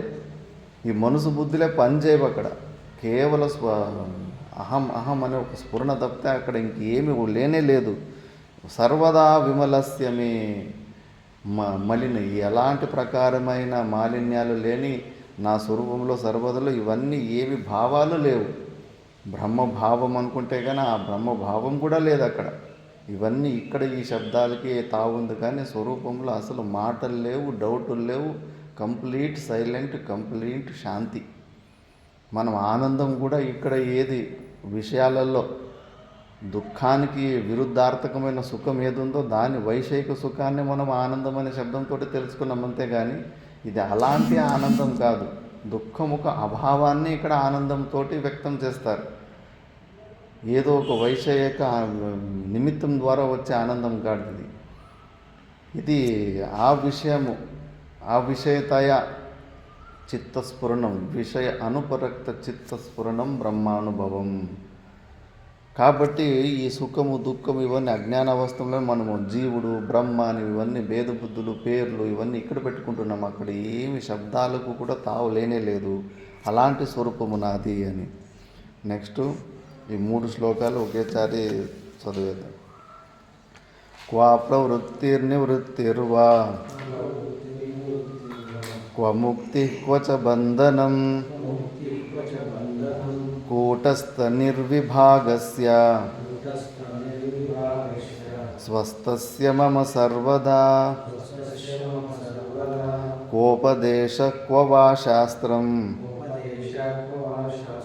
క్వ శిష్య క్వచ వా గురుః క్వచాస్తి పురుషార్థో వా నిరుపాదే శివస్య మే క్వచాస్తి క్వచ వా నాస్తి క్వాస్తి చైకం క్వచద్వయం బహునాత్ర కిముక్తేన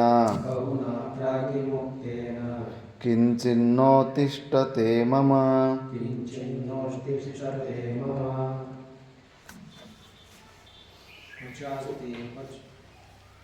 ప్రవృత్తిర్నివృత్తిర్వా ముక్తిశ్చ బంధనం కూటస్థ నిర్విభాగస్య స్వస్థస్య మమ సర్వదా కోపదేశః క్వ వా శాస్త్రం క్వ శిష్యః క్వ వా గురుః క్వచాస్తి పురుషార్థో వా నిరుపాదే శివస్య మే క్వచాస్తి క్వచ వా నాస్తి క్వాస్తి చైకం క్వచద్వయం బహునాత్ర కిముక్తేన కించిన్నోత్తిష్టతే మమ.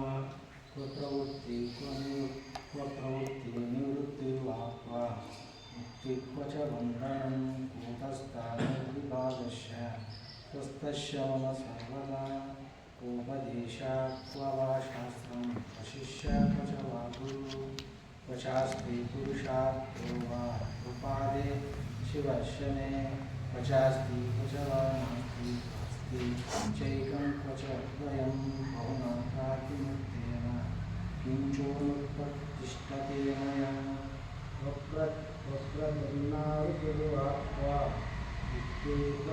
బంధనం కూటస్థ నిర్విభాగస్య స్వస్థస్య మమ సర్వదా ఉపదేశ క్వ వా శాస్త్రం వశిష్య క్వచ వా గురుః క్వచాస్త పురుషార్థో వా నిరుపాదే శివస్య మే క్వచాస్తి క్వచ వా నాస్తి క్వాస్తి చైకం క్వచద్వయం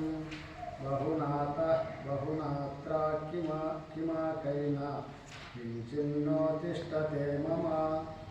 ప్రవృత్తిర్నివృత్తిర్వా క్వ ముక్తి క్వచ బంధనం కూటస్థ నిర్విభాగస్య స్వస్థస్య మమ సర్వదా కోపదేశాత్ క్వ వా శాస్త్రం క్వ శిష్య క్వచ వా గురుః క్వచాస్తి పురుషార్థో వా నిరుపాదే శివస్య మే క్వచాస్తి క్వచ వా నాస్తి క్వాస్తి చైకం క్వచద్వయం బహునాత్రా కిముక్తేన కించిన్నోత్తిష్టతే किञ्चिन्नोत्तिष्ठते मम స్వస్థస్య మమ సర్వదా. ఎప్పుడు నేను సదా స్వరూపంలోనే స్వస్థంగా హెల్తీగా పూర్ణమైన హెల్తీగా ఉన్న నేను ఏ సమస్యలు ఎలాంటి ఇబ్బందులు నేను నా స్వరూపంలో క్వా ప్రవృత్తిర్క్వా నివృత్తిర్వా. ప్రవృత్తి మార్గం ఏంటి, నివృత్తి మార్గం ఏంటి? ప్రవృత్తి మార్గం అంటే విషయాలలో వెంబడిపోయి స్వర్గాది లోకాలకి పోవాలని పుణ్యాన్ని సంపాదించుకోవడము, పాపం సంపాదించుకోవడము అలాంటి పనులు చేస్తూ ఉంటారు. లేదు నాకు ఇది వద్దు, నేను మోక్షాన్ని పొందాలి అని చెప్పేసి నేను కర్తని కాదు, నేను భోక్తని కాదని ప్రయత్నాలు చేస్తున్న వాళ్ళు నివృత్తి మార్గాన్ని పట్టుకుంటారు. మనం ఎంత నివృత్తి మార్గంలో ఉన్నాం. ఈ నివృత్తి మార్గము లేదు, ప్రవృత్తి మార్గము లేదు నాలో. అంత వట్టి నాటకాలే. నాలో ఏమీ లేనే లేవు స్వరూపంలో. క్వ ముక్తిశ్చ క్వ బంధనం. మోక్షం లేదు, బంధనం లేదు, అన్నీ కల్పితమే, ఊహించుకున్నవే. కూటస్థ నిర్విభాగస్య. నేను కూటస్థుని, నిర్విభాగము, భాగాలు దాన్ని డివైడ్ చేయలేము. ఇప్పుడు ఈ మైక్ని ఒక 5-6 ముక్కలు చేసుకోవచ్చా? మైక్ని ముక్కలు చేయని కాదా? పనికి రాకపోయినా దాన్ని ముక్కలు చేయొచ్చు కదా. 4-5 ముక్కలు కాసు, దీన్ని కాసుంటే 1000 ముక్కలు. ఇంకా టెక్నాలజీ బాగా పెరిగింది, దీన్ని 10,000 ముక్కలు కూడా చేయొచ్చు మిషన్ ద్వారా కట్ చేసి. ఆకాశాన్ని ఎన్ని ముక్కలు చేస్తావు? ఖాళీ జాగాని, స్పేస్ని ఆకాశం అంటారు. ఎన్ని ముక్కలు చేయగలవు? ఎందుకు చేయలేదు దాన్ని?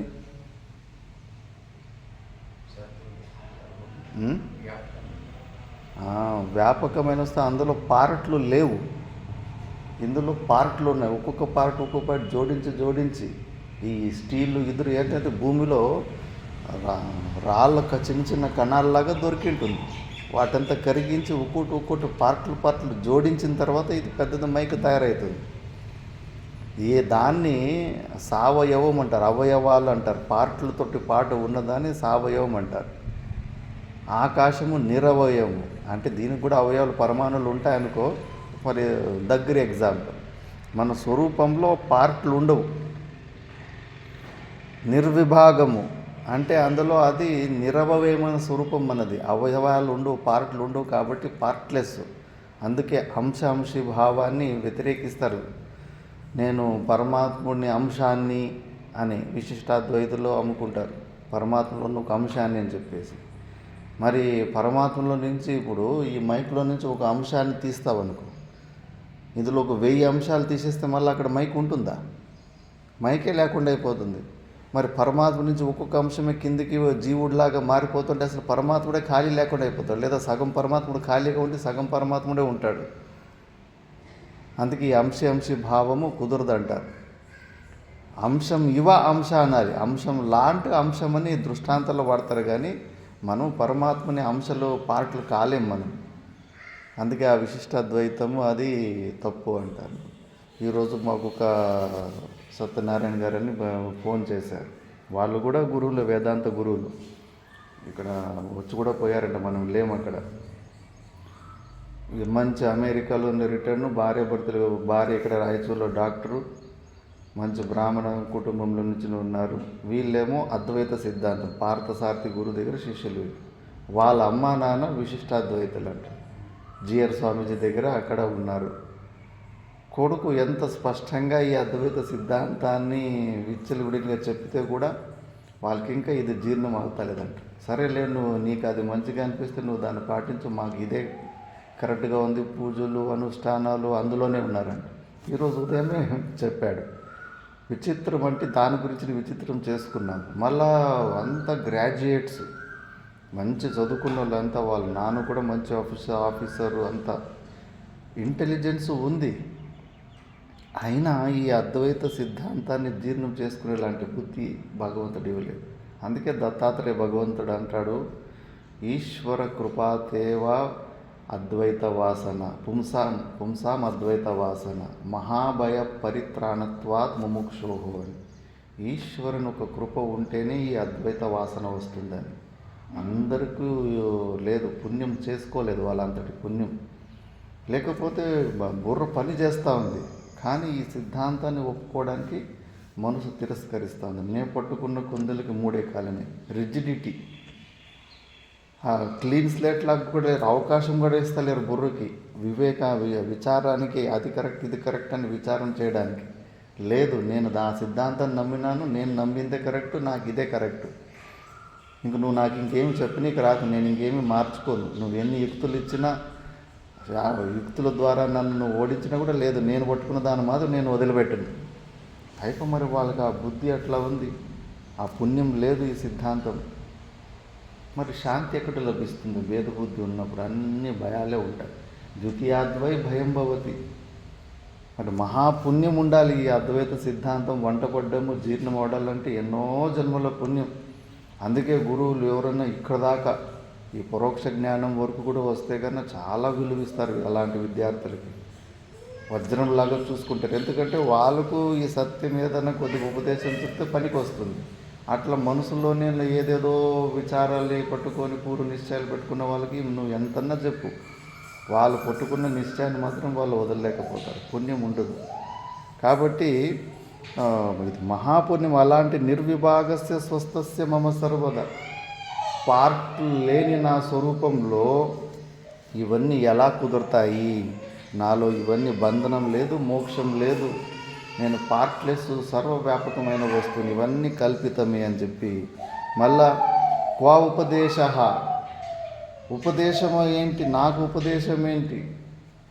అన్ని స్వప్నంలో కూడా మనం ఎన్నో కష్టాలున్నాం. అక్కడ టీచర్లు ఒకసారి స్వప్నంలోకి వస్తారు, పాఠాలు నేర్పుతూ ఉంటారు. నీకు స్వప్నంలో నీకు పాఠాలు నేర్పిన టీచర్ ఎవరు? నువ్వే సృష్టించుకున్నావు, నీ ఒక కల్పనే అది. కాబట్టి క్వా ఉపదేశ క్వా శాస్త్రం, శాస్త్రం ఏంటి? నాకు శాస్త్రం ఏంటి? అసలు శాస్త్రానికి అస్తిత్వం ఇచ్చిందే నేను. ఆ శాస్త్రం నుంచి నేనున్నానా లేదని మళ్ళీ దాంట్లో నుంచి తెలుసుకునేది ఏంటి? అసలు శాస్త్రం ఉందా లేదని ప్రూఫ్కి నేను ఉంటేనే అది ప్రూవ్ అవుతుంది. కాబట్టి ఇవన్నీ కూడా క్వా శిష్య క్వచవా గురువు, శిష్యుడేంటి గురువేంటి? స్వప్నంలో నువ్వే అన్ని శరీరాలు నువ్వే అయినావు, నీ మనసే అన్ని క్రియేట్ చేసింది. పులి, సింహము, కొండలు, గుట్టలు, నదులు, చెట్లు, స్కూలుకు పోయావు, ఎగ్జాములు రాస్తున్నావు, టీచర్లు చూసుకున్నావు, ఆ టీచర్లు నువ్వు కాపీ చెట్టు కొడుతుంటే చూసి పట్టుకునికి వస్తే భయపడుతున్నావు. ఆ టీచర్లు నువ్వే అయినావు, అక్కడ స్టూడెంట్ నువ్వే అయినావు. అంత నీలోనే ఒక సినిమాని రచించుకొని నువ్వే అందులో ఎమోషనల్గా నువ్వు ఇదైపోతున్నావు. కాబట్టి ఇవన్నీ కూడా అనవసరంగా, ఇవన్నీ కూడా ఈ భావనల వల్ల నేను అసలు అంటే ఇక్కడ క్రియాద్వైతంలో గురువుల దగ్గర శిష్యుడిలాగానే ఉండాలి. భావాద్వైతం గురించి చెప్తున్నాడు. క్రియాద్వైతం సర్వత్రా, ఏ లోకంలోన్నా కానీ ఎక్కడన్నా కానీ గురునా భావాద్వైతం. గురువులో కేవలం భావనంలో అద్వైతం ఉండాలి, కానీ గురువులు కనిపిస్తే ఇంకేం గురువు లేదు శిష్యు లేదు, ఇంక నేను వాడికేం నమస్కారం పెట్టేది అని ఇలాంటి దురహంకారము పెట్టుకోకూడదు, శిష్టాచారం మర్చిపోకూడదు. వివేక చూడమనిలో దాన్ని స్పష్టంగా చేశారు. భావాద్వైతం ద్వారా గురువు లేడు, శిష్యు అంతా మేమంతా ఒకటే, ఆ భేదబుద్ధి లేనే లేదు. కాబట్టి ఇన్ని రోజులు ఆ భావం కూడా ఒక భావనే ఉంటుంది. నేను శిష్యుడని ఒకడు భావిస్తూ ఉంటాడు, కొంతమంది ఉంటారు. అక్కడ గురువునే జీవితాంతం, మళ్ళీ శిష్యులు గురువు అవడానికి వీల్లేదు, వాళ్ళకి అవకాశమే లేదు. అట్లా బ్రెయిన్ వాష్ చేసి అట్లా పెట్టుకో ఉంటారు. లేదు, ఈ వేదాంత పరంపరలో ఆ భావాలకు కూడా తావులేదు. ఇంకా శిష్యుడిని తొందరగానే ఆ స్థితికి, పరమాత్మ స్థితికి తీసుకెళ్ళిపోతాడు. నేను గురువు అన్న భావము, నేను శిష్యుడు అన్న భావము, ఇదిగో పెద్ద సమస్య, పెద్ద రోగం ఇది. ఎవడికి వాడు నేను గురువులని ఫీల్ అయిపోతూ ఉంటాడు. దయానంద సరస్వతి ఆశ్రమంలోనే ఒక భలే విచిత్రం జరిగింది. మాకు ఆచార్యులే చెప్పారు. ఒక బ్రహ్మచారి ఏదో చిన్న తప్పు చేశాడు. ఒక ఆచార్యుడు ఆ బ్రహ్మచారిని తిట్టేసరికి మళ్ళీ ప్రతిరోజు ఆ బ్రహ్మచారి వీళ్ళు వాకింగ్ పోయేటప్పుడు అటు ఎదురు వచ్చినప్పుడు ఇద్దరికి నమస్కారం పెట్టి పోయేవాడంట. ఆ తిట్టిన మరుసటి రోజు ఆ బ్రహ్మచారి నమస్కారం పెట్టడం మర్చిపోయింది. ఇంకా మాకు పరిచయం ఉన్న స్వామి అంతకు పట్టించుకోలేదు. ఇప్పుడు ఒకసారి గమనం ఎక్కడో ఉంటుంది, నమస్కారము పెట్టినట్టు అనిపిస్తూ ఉంటుంది, పెట్టిండు. కానీ ఇతనికి ఆచార్యునికి చూడు, నేను తిడితే కదా, ఈరోజు వాడు నాకు నమస్కారం కూడా పెట్టలేదు. ఒక వారం రోజులు రెండు మూడు రోజులు దాని గురించినే చెప్పుకుంటూ బాధపడుతున్నాడు టార్చర్. చూడు వానికి ఎంత దురహంకారం. ఒక మాట మంచి మాట చెప్తేనే వాడు నాకు ఆ రోజు నమస్కారం పెట్టడం కూడా మానేసిండు. అట్లానే ఇంకో ఆచార్యుడు ఏంటి ఈయన ఇంత దాని గురించి 3 రోజుల నుంచి తెలుసుకుంటాడని ఆ బ్రహ్మచారిని పిలిపించి, అవునరా నీ మంచి కోసమే కదా ఆచార్యులు తిట్టింది, నువ్వు ఎందుకు దాని మరుసటి రోజు నమస్కారం పెట్టలేదు? నేను పెట్టాను కదా గురుగారు అన్నాడు. లేదరా నువ్వు ఆ రోజు నమస్కారం పెట్టలేదని. అయ్యో నేను పెట్టినానని అనుకున్నాను గురుగారు. వాడికి లేదు ఆ సమస్య. వాడు ఏదో ఒకసారి ఆబ్సెంట్ మైండెడ్ ఉంటుంది, ఎక్కడో గమనం పెట్టుకుంటూ ఉంటాము, మర్చిపోతుంటాము ఒకసారి. ఆ ఆచార్యునికి మాత్రం అది ఇబ్బంది కలిగింది. Expectation, another name of expectation is దుఃఖం. వాడు శిష్యుడు, నేను గురువు అని గురుగా భావించుకున్నాడు. నువ్వు గురుత్వ విశిష్ట చైతన్యంలాగా భావించుకున్నావు. వాడు నమస్కారం పెట్టినందుకు నీకు మంటలేసింది. ఎందుకు అనవసరంగా జుట్టు మళ్ళీ అక్కడ ఇస్తానంటాడు. ఆ గురుత్వ భావం కూడా తప్పే. దానివల్లగానే దుఃఖం వచ్చింది ఇప్పుడు ఆచార్యునికి. మా గురుగారు దీన్ని దృష్టాంతం ఇచ్చారు. అందుకే నేను సన్యాసిని, వాళ్ళు గృహస్థులు, ఇవన్నీ చాలా గమనించు. నేను అది వెనక నుంచి ఒక గృహస్థునికి నా సేవ నా పని అని చెప్పేసరికి తిట్టేశాడు. నువ్వు ఎర్రబట్టలు వేసుకున్నంత మాత్రం పెద్ద తోపు అనుకుంటున్నావా? ఆ భావాలకి నువ్వు తావు ఇవ్వద్దు. అందరూ సచ్చిదానంద స్వరూపులే, అందరూ పరమాత్మ స్వరూపులే. ఈ విశిష్ట భావాలకు అసలు తావు ఇవ్వద్దు. నీకు తెలియకుండా నీకు అహంకారం వచ్చేసి ఉంటుంది. నీ హావభావాల్లో బయట వాళ్ళకి, నీ చుట్టూ ఉన్న వాళ్ళకి తెలుస్తుంది నువ్వు భయంకరమైన అహంకారి అని. అందుకే నీ నుంచి డిస్టెన్స్ మెయింటైన్ చేస్తుంటారు, నిన్ను చూసి ద్వేషిస్తూ ఉంటారు. వట్టిగా ద్వేషించరు. నువ్వు పరికంపలాగా తయారవుతున్నావు. ఏదో ఒక విశిష్ట జ్ఞానము ద్వారా వాళ్ళకు నీకు డిఫరెన్స్ని, దూరాన్ని పెంచుకుంటున్నావు. అది భావనలే, లేదా ఇన్ఫీరియారిటీ కాంప్లెక్స్, లేదంటే సుపీరియారిటీ కాంప్లెక్స్. ఈ రెండిట్లోనూ ఏదో ఒకటి చేసుకున్నావు. అందుకే నీ దగ్గరికి ఎవరు రాలేకపోతున్నారు. ముళ్ళ కంపలాగా తయారవుతున్నావు. జాగ్రత్త, లోపల కరెక్షన్ చేసుకో. నువ్వు చెట్టు నీడులాగా ఆనందకరంగా ఉండాలి. 10 మంది నీ దగ్గరికి వచ్చి ఇంటి కాసేపు కూర్చోవాలి, మాట్లాడాలి అనే అలాంటి ఫీలింగ్ రావాలి. అంత శాంత స్వరూపుడివి కావాలి నువ్వు. దీన్ని చాలా, అందుకే ఏ ప్రకారంలో కూడా ఈ విశిష్ట భావనలు నీలో భావనలకి తావు ఇవ్వద్దు. అందరూ పరమాత్ముడు కన్నా భిన్నంగా ఏమీ లేనే లేదు. ఎందుకు అనవసరంగా ప్రతి క్షణం ఇరుకుపోతున్నావు? ఒకటే అధిష్టానం ఉంది. ఒకటే అధిష్టానం మీద ఇవన్నీ నామరూపాత్మకమైన జగత్తు కనిపిస్తుంది. అంతటా నువ్వే ఉండవు. నిన్ను ఇబ్బంది పెట్టేటోడివి కూడా నీ స్వరూపమే. అందరూ నీ స్వరూపాలే. ఇలాంటి భావాత్మాన్ని వదిలిపెట్టేసి పరిచ్ఛిన్న బుద్ధిని తెచ్చుకొని డిఫరెన్స్లు మెయింటైన్ చేస్తున్నావు. అవన్నీ వ్యావర్తకాస్ అంటారు, డిఫరెన్షియేటర్స్. అందుకే అమానిత్వాది లక్షణములో అమానిత్వాన్ని ఎందుకు పెట్టారు? Feelings special by something. జాత్యాత్మానిత్వం, జ్ఞానాత్మానిత్వం. నేను గొప్ప జాతిలో పుట్టానని, నా దగ్గర గొప్ప జ్ఞానం ఉందని, నేను గొప్ప సాధకునని, ఎన్నో రకాలుగా అది నీకు ఆ స్పెషల్ ఫీలింగ్, స్పెషల్ భావనలు వచ్చేస్తూ ఉంటాయి. రానియద్దు. నువ్వు ఎవరి నుంచి అసలు ఉండదు ఒక్కడే పరమాత్ముడు. కుక్కలో కూడా ఆ పరమాత్ముడే ఉన్నాడు. నీచుడు, నికృష్టుడు, దుర్మార్గుడిలో కూడా ఆ పరమాత్ముడే ఉన్నాడు. పరమాత్ముని అధిష్టానంలో మాయా రూపంలో ఇవన్నీ వెరైటీలు కనిపిస్తున్నాయి. ఎవరిని ద్వేషించుకున్నా నిన్ను నువ్వు ద్వేషిస్తున్నావు. ఎవరిని కొట్టినా నిన్ను నువ్వు కొట్టుకుంటున్నావు. నీ నాలుగు కొరుక్కున్నట్లే, నిన్ను నువ్వు తిట్టుకున్నట్లే, నిన్ను నువ్వు ద్వేషించుకుంటున్నట్లే. నువ్వు తప్పితే బయట ప్రపంచంలో ఏమీ లేదు. ఆ భావనలోకి పోవాలి నువ్వు. అది కాకుండా ఇంకా ఒక వ్యక్తిని చూస్తే నీకు కోపం వస్తుంది, ఒళ్ళు మండుతూ ఉంది అంటే ఎక్కడున్నావు నువ్వు చదివిన వేదాంతం ఎక్కడైంది? అందుకే గురుగారు వీళ్ళు ఆ మాతా మాణికేశ్వరమ్మ చెప్పేదాన్ని, ఫ్లాష్ బ్యాక్లో నువ్వు ఎవరెవరితో గొడవ పడ్డావు వాళ్ళని ఒకసారి ఊహించుకో. నీకు తెలిసిపోతుంది నీకు అందులోనూ పరమాత్మను చూసుకుంటున్నావా లేదా అని. చాలా కష్టం అక్కడ. వెనకాల ఎవరెవరితోటి మనం గొడవ పడ్డామో వాళ్ళలో కూడా ఆ సచ్చిదానంద స్వరూపత భావనాన్ని, వాళ్ళలో ఉన్న దోషాలు చూసుకోకుండా అక్కడ చూసుకోవడం, అక్కడ భేదబుద్ధి వచ్చేస్తుంది ఆటోమేటిక్గా. గమనించండి కావాల్సింటే కన్నా. ముందు ఎవరన్నా మీకు ఇబ్బందులు పెట్టింటారు కదా విపరీతంగా ఘోరంగా, వాళ్ళు ఒకసారి స్మరణ చేసుకుంటే సార్ విపరీతమైన వాళ్ళ మీద కోపం రావడం ఇవన్నీ మరి వచ్చేసింది భేదబుద్ధి. నీకు భిన్నంగా వాడు చూసుకున్నావు నువ్వు. ఎవరున్నారు, ఎవరికి ఉన్నది ఒకే ఒక స్వరూపమే సత్యము. అందుకే ఈ ప్రాక్టికల్గా ఇవన్నీ క్రాస్ చెక్ చేసుకుంటూ ఉండాలి. గురువుల అనుశాసనలో ఉంటే గురువులు గమనిస్తూ ఉంటారు. చదువు పెట్టి అప్పుడప్పుడు నువ్వు జ్ఞానం అంటే నీకు క్రోధం ఎలా వచ్చింది, జ్ఞానం అంటే ఈ స్పెషాలిటీ జ్ఞానం ఎందుకు వస్తూ ఉంది, అందరిలాగా నేను ఒకనని సామాన్య జ్ఞానాన్ని ఎందుకు చూడలేకపోతున్నావు, ఈ వ్యావర్తకాలు ఏంటి, డిఫరెన్షియేటర్స్ ఎన్ని విధాలు నువ్వు, నేను వాడకన్నా నేను వేరు, నేను పురుషుని, నేను స్త్రీని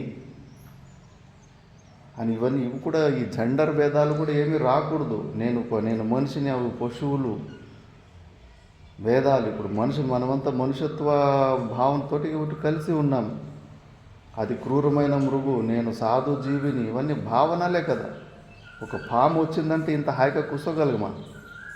కేకలు పెట్టేస్తాము, సౌండ్, కట్టి తీసుకురా, అది తీసుకురా, ఇది తీసుకురా అని చెప్పేసి ఆ పాముని బయటికి పంపించే వరకు శాంతి లేదు. నేను మనిషిని, అది క్రూరమైన జంతువు అనే భావాలు లేవా?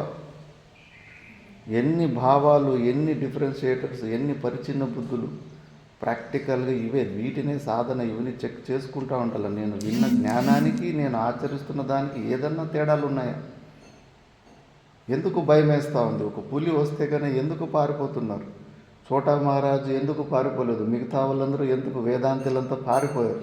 ఎక్కడ పోయిందో ఏమో వేదాంతం. ఒక పులి ఎదురుగా వచ్చేసరికి 2-3 చెట్లు ఎక్కారంటే మిగతా వాళ్ళు పారిపోయారంట. వాకింగ్లో ఒక పులి ఎదురుగా వస్తే ఏమాయ వేదాంతము?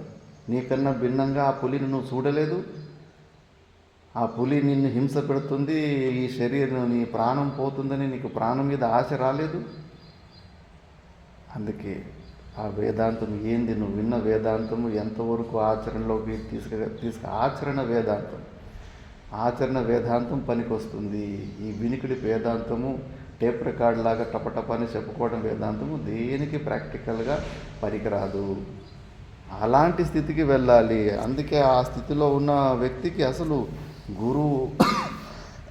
గురువు శిష్యుడు అన్న భేదభావం ఏమీ లేదు. హనుమంతుడే చెప్పాడు రామునికి, శరీర దృష్ట్యా త్వం దాసహం, నేను ఈ శరీర భావన నాకు కలిగినప్పుడు నేను నీ దాసుని. జీవదృష్ట్యా త్వదంశ, నేను నీ అంశాన్ని అనే మా ఫీలింగ్ వస్తుంది. అహం దృష్ట్యా, నా నిజమైన స్వరూపం చూస్తే త్వమేవ అహం, నువ్వే నేను, నేనే నువ్వు. స్వరూపాన్ని చూస్తే నాకు నీకు తేడా లేదు, నువ్వే నేను, నేనే నువ్వు అని చెప్పేసి. హనుమంతుడిది బెస్ట్ దృష్టాంతం. జ్ఞానీనాం అగ్రగణ్యం, జ్ఞానులలో అగ్రగణ్యుడైన హనుమంతుడు ఎలా రాముని దగ్గర శిష్యుని భావంలో ఎంత సమర్పణ బుద్ధి ఉన్నాడు. అది మన జీవన్ముక్త పురుష లక్షణాలు హనుమంతుడికి పూర్తిగా వర్తిస్తాయి. అలా ఉండాలి. అంతేగాని ఈ పరిచిన్న బుద్ధులకు, మానిత్వానికి, దేనికి, ఏ భావాలకు తావు ఇవ్వకూడదు. క్షణము భేదబుద్ధి తెప్పిస్తూ ఉంటుంది మనసు. ఎన్ని విషయాలు నీకు కోపం తెప్పిస్తూ ఉంటుంది. 1 కాదు, 2 కాదు, చిన్న చిన్న విషయాల్లో కూడా నీకు ఇబ్బందులు కలిగిస్తూ ఉంటుంది. అసలు నీకు అటెన్షన్నే ఉండకూడదు. మళ్ళా క్వచాస్తి అస్తిత్వం ఏంటి, నాస్తిత్వం ఏంటి, ఉన్నది లేనిది అన్నది అజ్ఞాన అవస్థలో ఉన్నప్పుడు తెలుస్తుంది. ఆ స్వరూపంలో ఆ లేనితనం అనేది లేనే లేదు కదా, తావే లేదు. మళ్ళా ద్వయమేంటి, అద్వయమేంటి, బహునాత్ర కిముక్తేన కించిన్న ఉత్తిష్టే మమ. ఇంకా ఏమి చెప్పాలి? అసలు నిర్గుణ నిరాకార స్వరూపం నా నుంచి అసలు ఏమి ఉత్పన్నం కాలేదు. మనమే ఆరోపణ చేసుకుంటున్నాం. అసలు పగ్గము పాముని సృష్టించనే లేదు. ఆ పగ్గం తాను పాడుకు అది పడి ఉంటే దాన్ని మనం పాములాగా చూసుకొని హార్ట్ అటాక్లు తెచ్చుకుంటున్నాం, ప్రవృత్తి నివృత్తి కర్మలు చేసుకుంటున్నాం. అది పాములాగా కనిపించినప్పుడు మనకు భయం వేసింది, అది నన్ను కరుస్తుంది, దాని మీద ద్వేషం పుట్టి నివృత్తి పరకమైన పరిగెత్తాం దాని నుంచి. పాములు పట్టేవానికి అబ్బా భలే పొడవుగా ఉంది పాము, ఒక పాము చర్మం అమ్ముకుంటే నాకు 500 రూపాయలు వస్తుందని వానికి అది పామును పట్టుకోవాలని వాంఛత ప్రవృత్తి కర్మ చేపించింది. ఈ ప్రవృత్తి కర్మలు, నివృత్తి కర్మలంతా మనం ఊహల్లోనే ఉన్నాయి. ఆ పామునుపై నువ్వు ఎందుకు పామును సృష్టించావు అంటే కన్నా మా చేత ప్రవృత్తి నివృత్తి కర్మలు చేపించావు కదంటే నాకు సంబంధమే లేదు. అసలు నేను పామును పుట్టించనే లేదు. అలాగే నిర్గుణ నిరాకార పరమాత్మ దగ్గర ఆ స్వరూపానికి పోతే అసలు ఈ సృష్టికి దానికి సంబంధమే లేదు. ఇదంతా కల్పించుకున్న ప్రపంచమే. అందుకే దీన్ని మాయ అంటారు. లేని ప్రపంచాన్ని ఉన్నట్టుగా ఊహించుకున్నారు అని ఇలాంటి స్వరూపంలో ఉండి తన అనుభూతినంతా జనక మహారాజు వ్యక్తం చేశాడు. ఆ వ్యక్తంలోనే మనం ఇవన్నీ ఇలా మనకు కలిగిందంటే కన్నా పని అయినట్టు. ఇలా కలగడం లేదంటే కన్నా ఇంకా ఏదో రిపేరీ చేసుకోవాలి, ఇంకా విచారంలో ఏదో దోషం ఉంది, శ్రవణం పార్ట్ పూర్తి కాలేదు, ఇక్కడే రిపేరీ, వేరే చోట ఇంకెక్కడా లేదు. ఏదన్నా సంశయాల నివృత్తి ఇక్కడే కావాలి. ఈ జనక మహారాజుడు అనుభవిస్తున్న ఆ స్థితిని అలాగే మనము అనుభవించాలి. అలా ఉన్నప్పుడే అది కరెక్ట్. అలా కాకుండా దీనికి విపరీతంగా ఏదన్నా కనిపిస్తుందంటే కన్నా ఇంకా అజ్ఞానంలో ఉండాము అని. ఇంకా ఇంతకన్నా మించిన ఉపదేశము మన వేదాంత పరంపరలో లేదు. ఫైనల్ మెసేజ్ ఇది. నీకు ఒక్క క్రియ చేయడానికి కూడా అవకాశం ఇవ్వలేదు. కంప్లీట్ రెస్ట్ కూర్చో. ఇంకా నువ్వు ఇక కర్తృత్వ బుద్ధికి భోక్తృత్వ బుద్ధికి నీకు ఇంకా ఆస్కారమే లేదు. ఇంతే, ఇంకా దీనికన్నా మించింది లేదు. ఇత్తమేవ, అంతే, ఇంతే ఉంది, ఇంకేదో ఉంది, ఇంకేదో తెలుసుకున్నది ఉందని కూడా దానికి కూడా అవకాశం ఇవ్వకు. ఇంకా నీకు నచ్చింది, నువ్వు ఏ కేటగిరీలో ఉన్నావు, నీ ఫ్రీక్వెన్సీ లెవెల్ ఏంటి, నీ యోగ్యత ఏంటి, ఇది ఎంతవరకు నీకు ఇది స్వీకారము ఎంతవరకు జీర్ణం చేసుకున్నావో ఇంకా నీ చేతుల్లో ఉంది. వివేక చూడంలో అయితే ఇలాంటి ఉపదేశం సేమ్ ఇలాగే శిష్యుడు అనుభూతిని చెప్పేవాడు, మళ్ళీ గురువులు వార్నింగ్ ఇచ్చేవాడు. ఇలా చెప్పిన తర్వాత గురువు ఒక దిక్కుకి, శిష్యుడు ఒక దిక్కుకి, అంతే. మళ్ళీ ఏమి బాండేజ్ లేదు. నిజమైన గురువు ఎవరిని బంధించి పెట్టుకోడు. ఆయన స్వతంత్రంగా ఉంటాడు, ఇతరులను కూడా స్వతంత్రంగా వదిలిపెట్టేస్తాడు.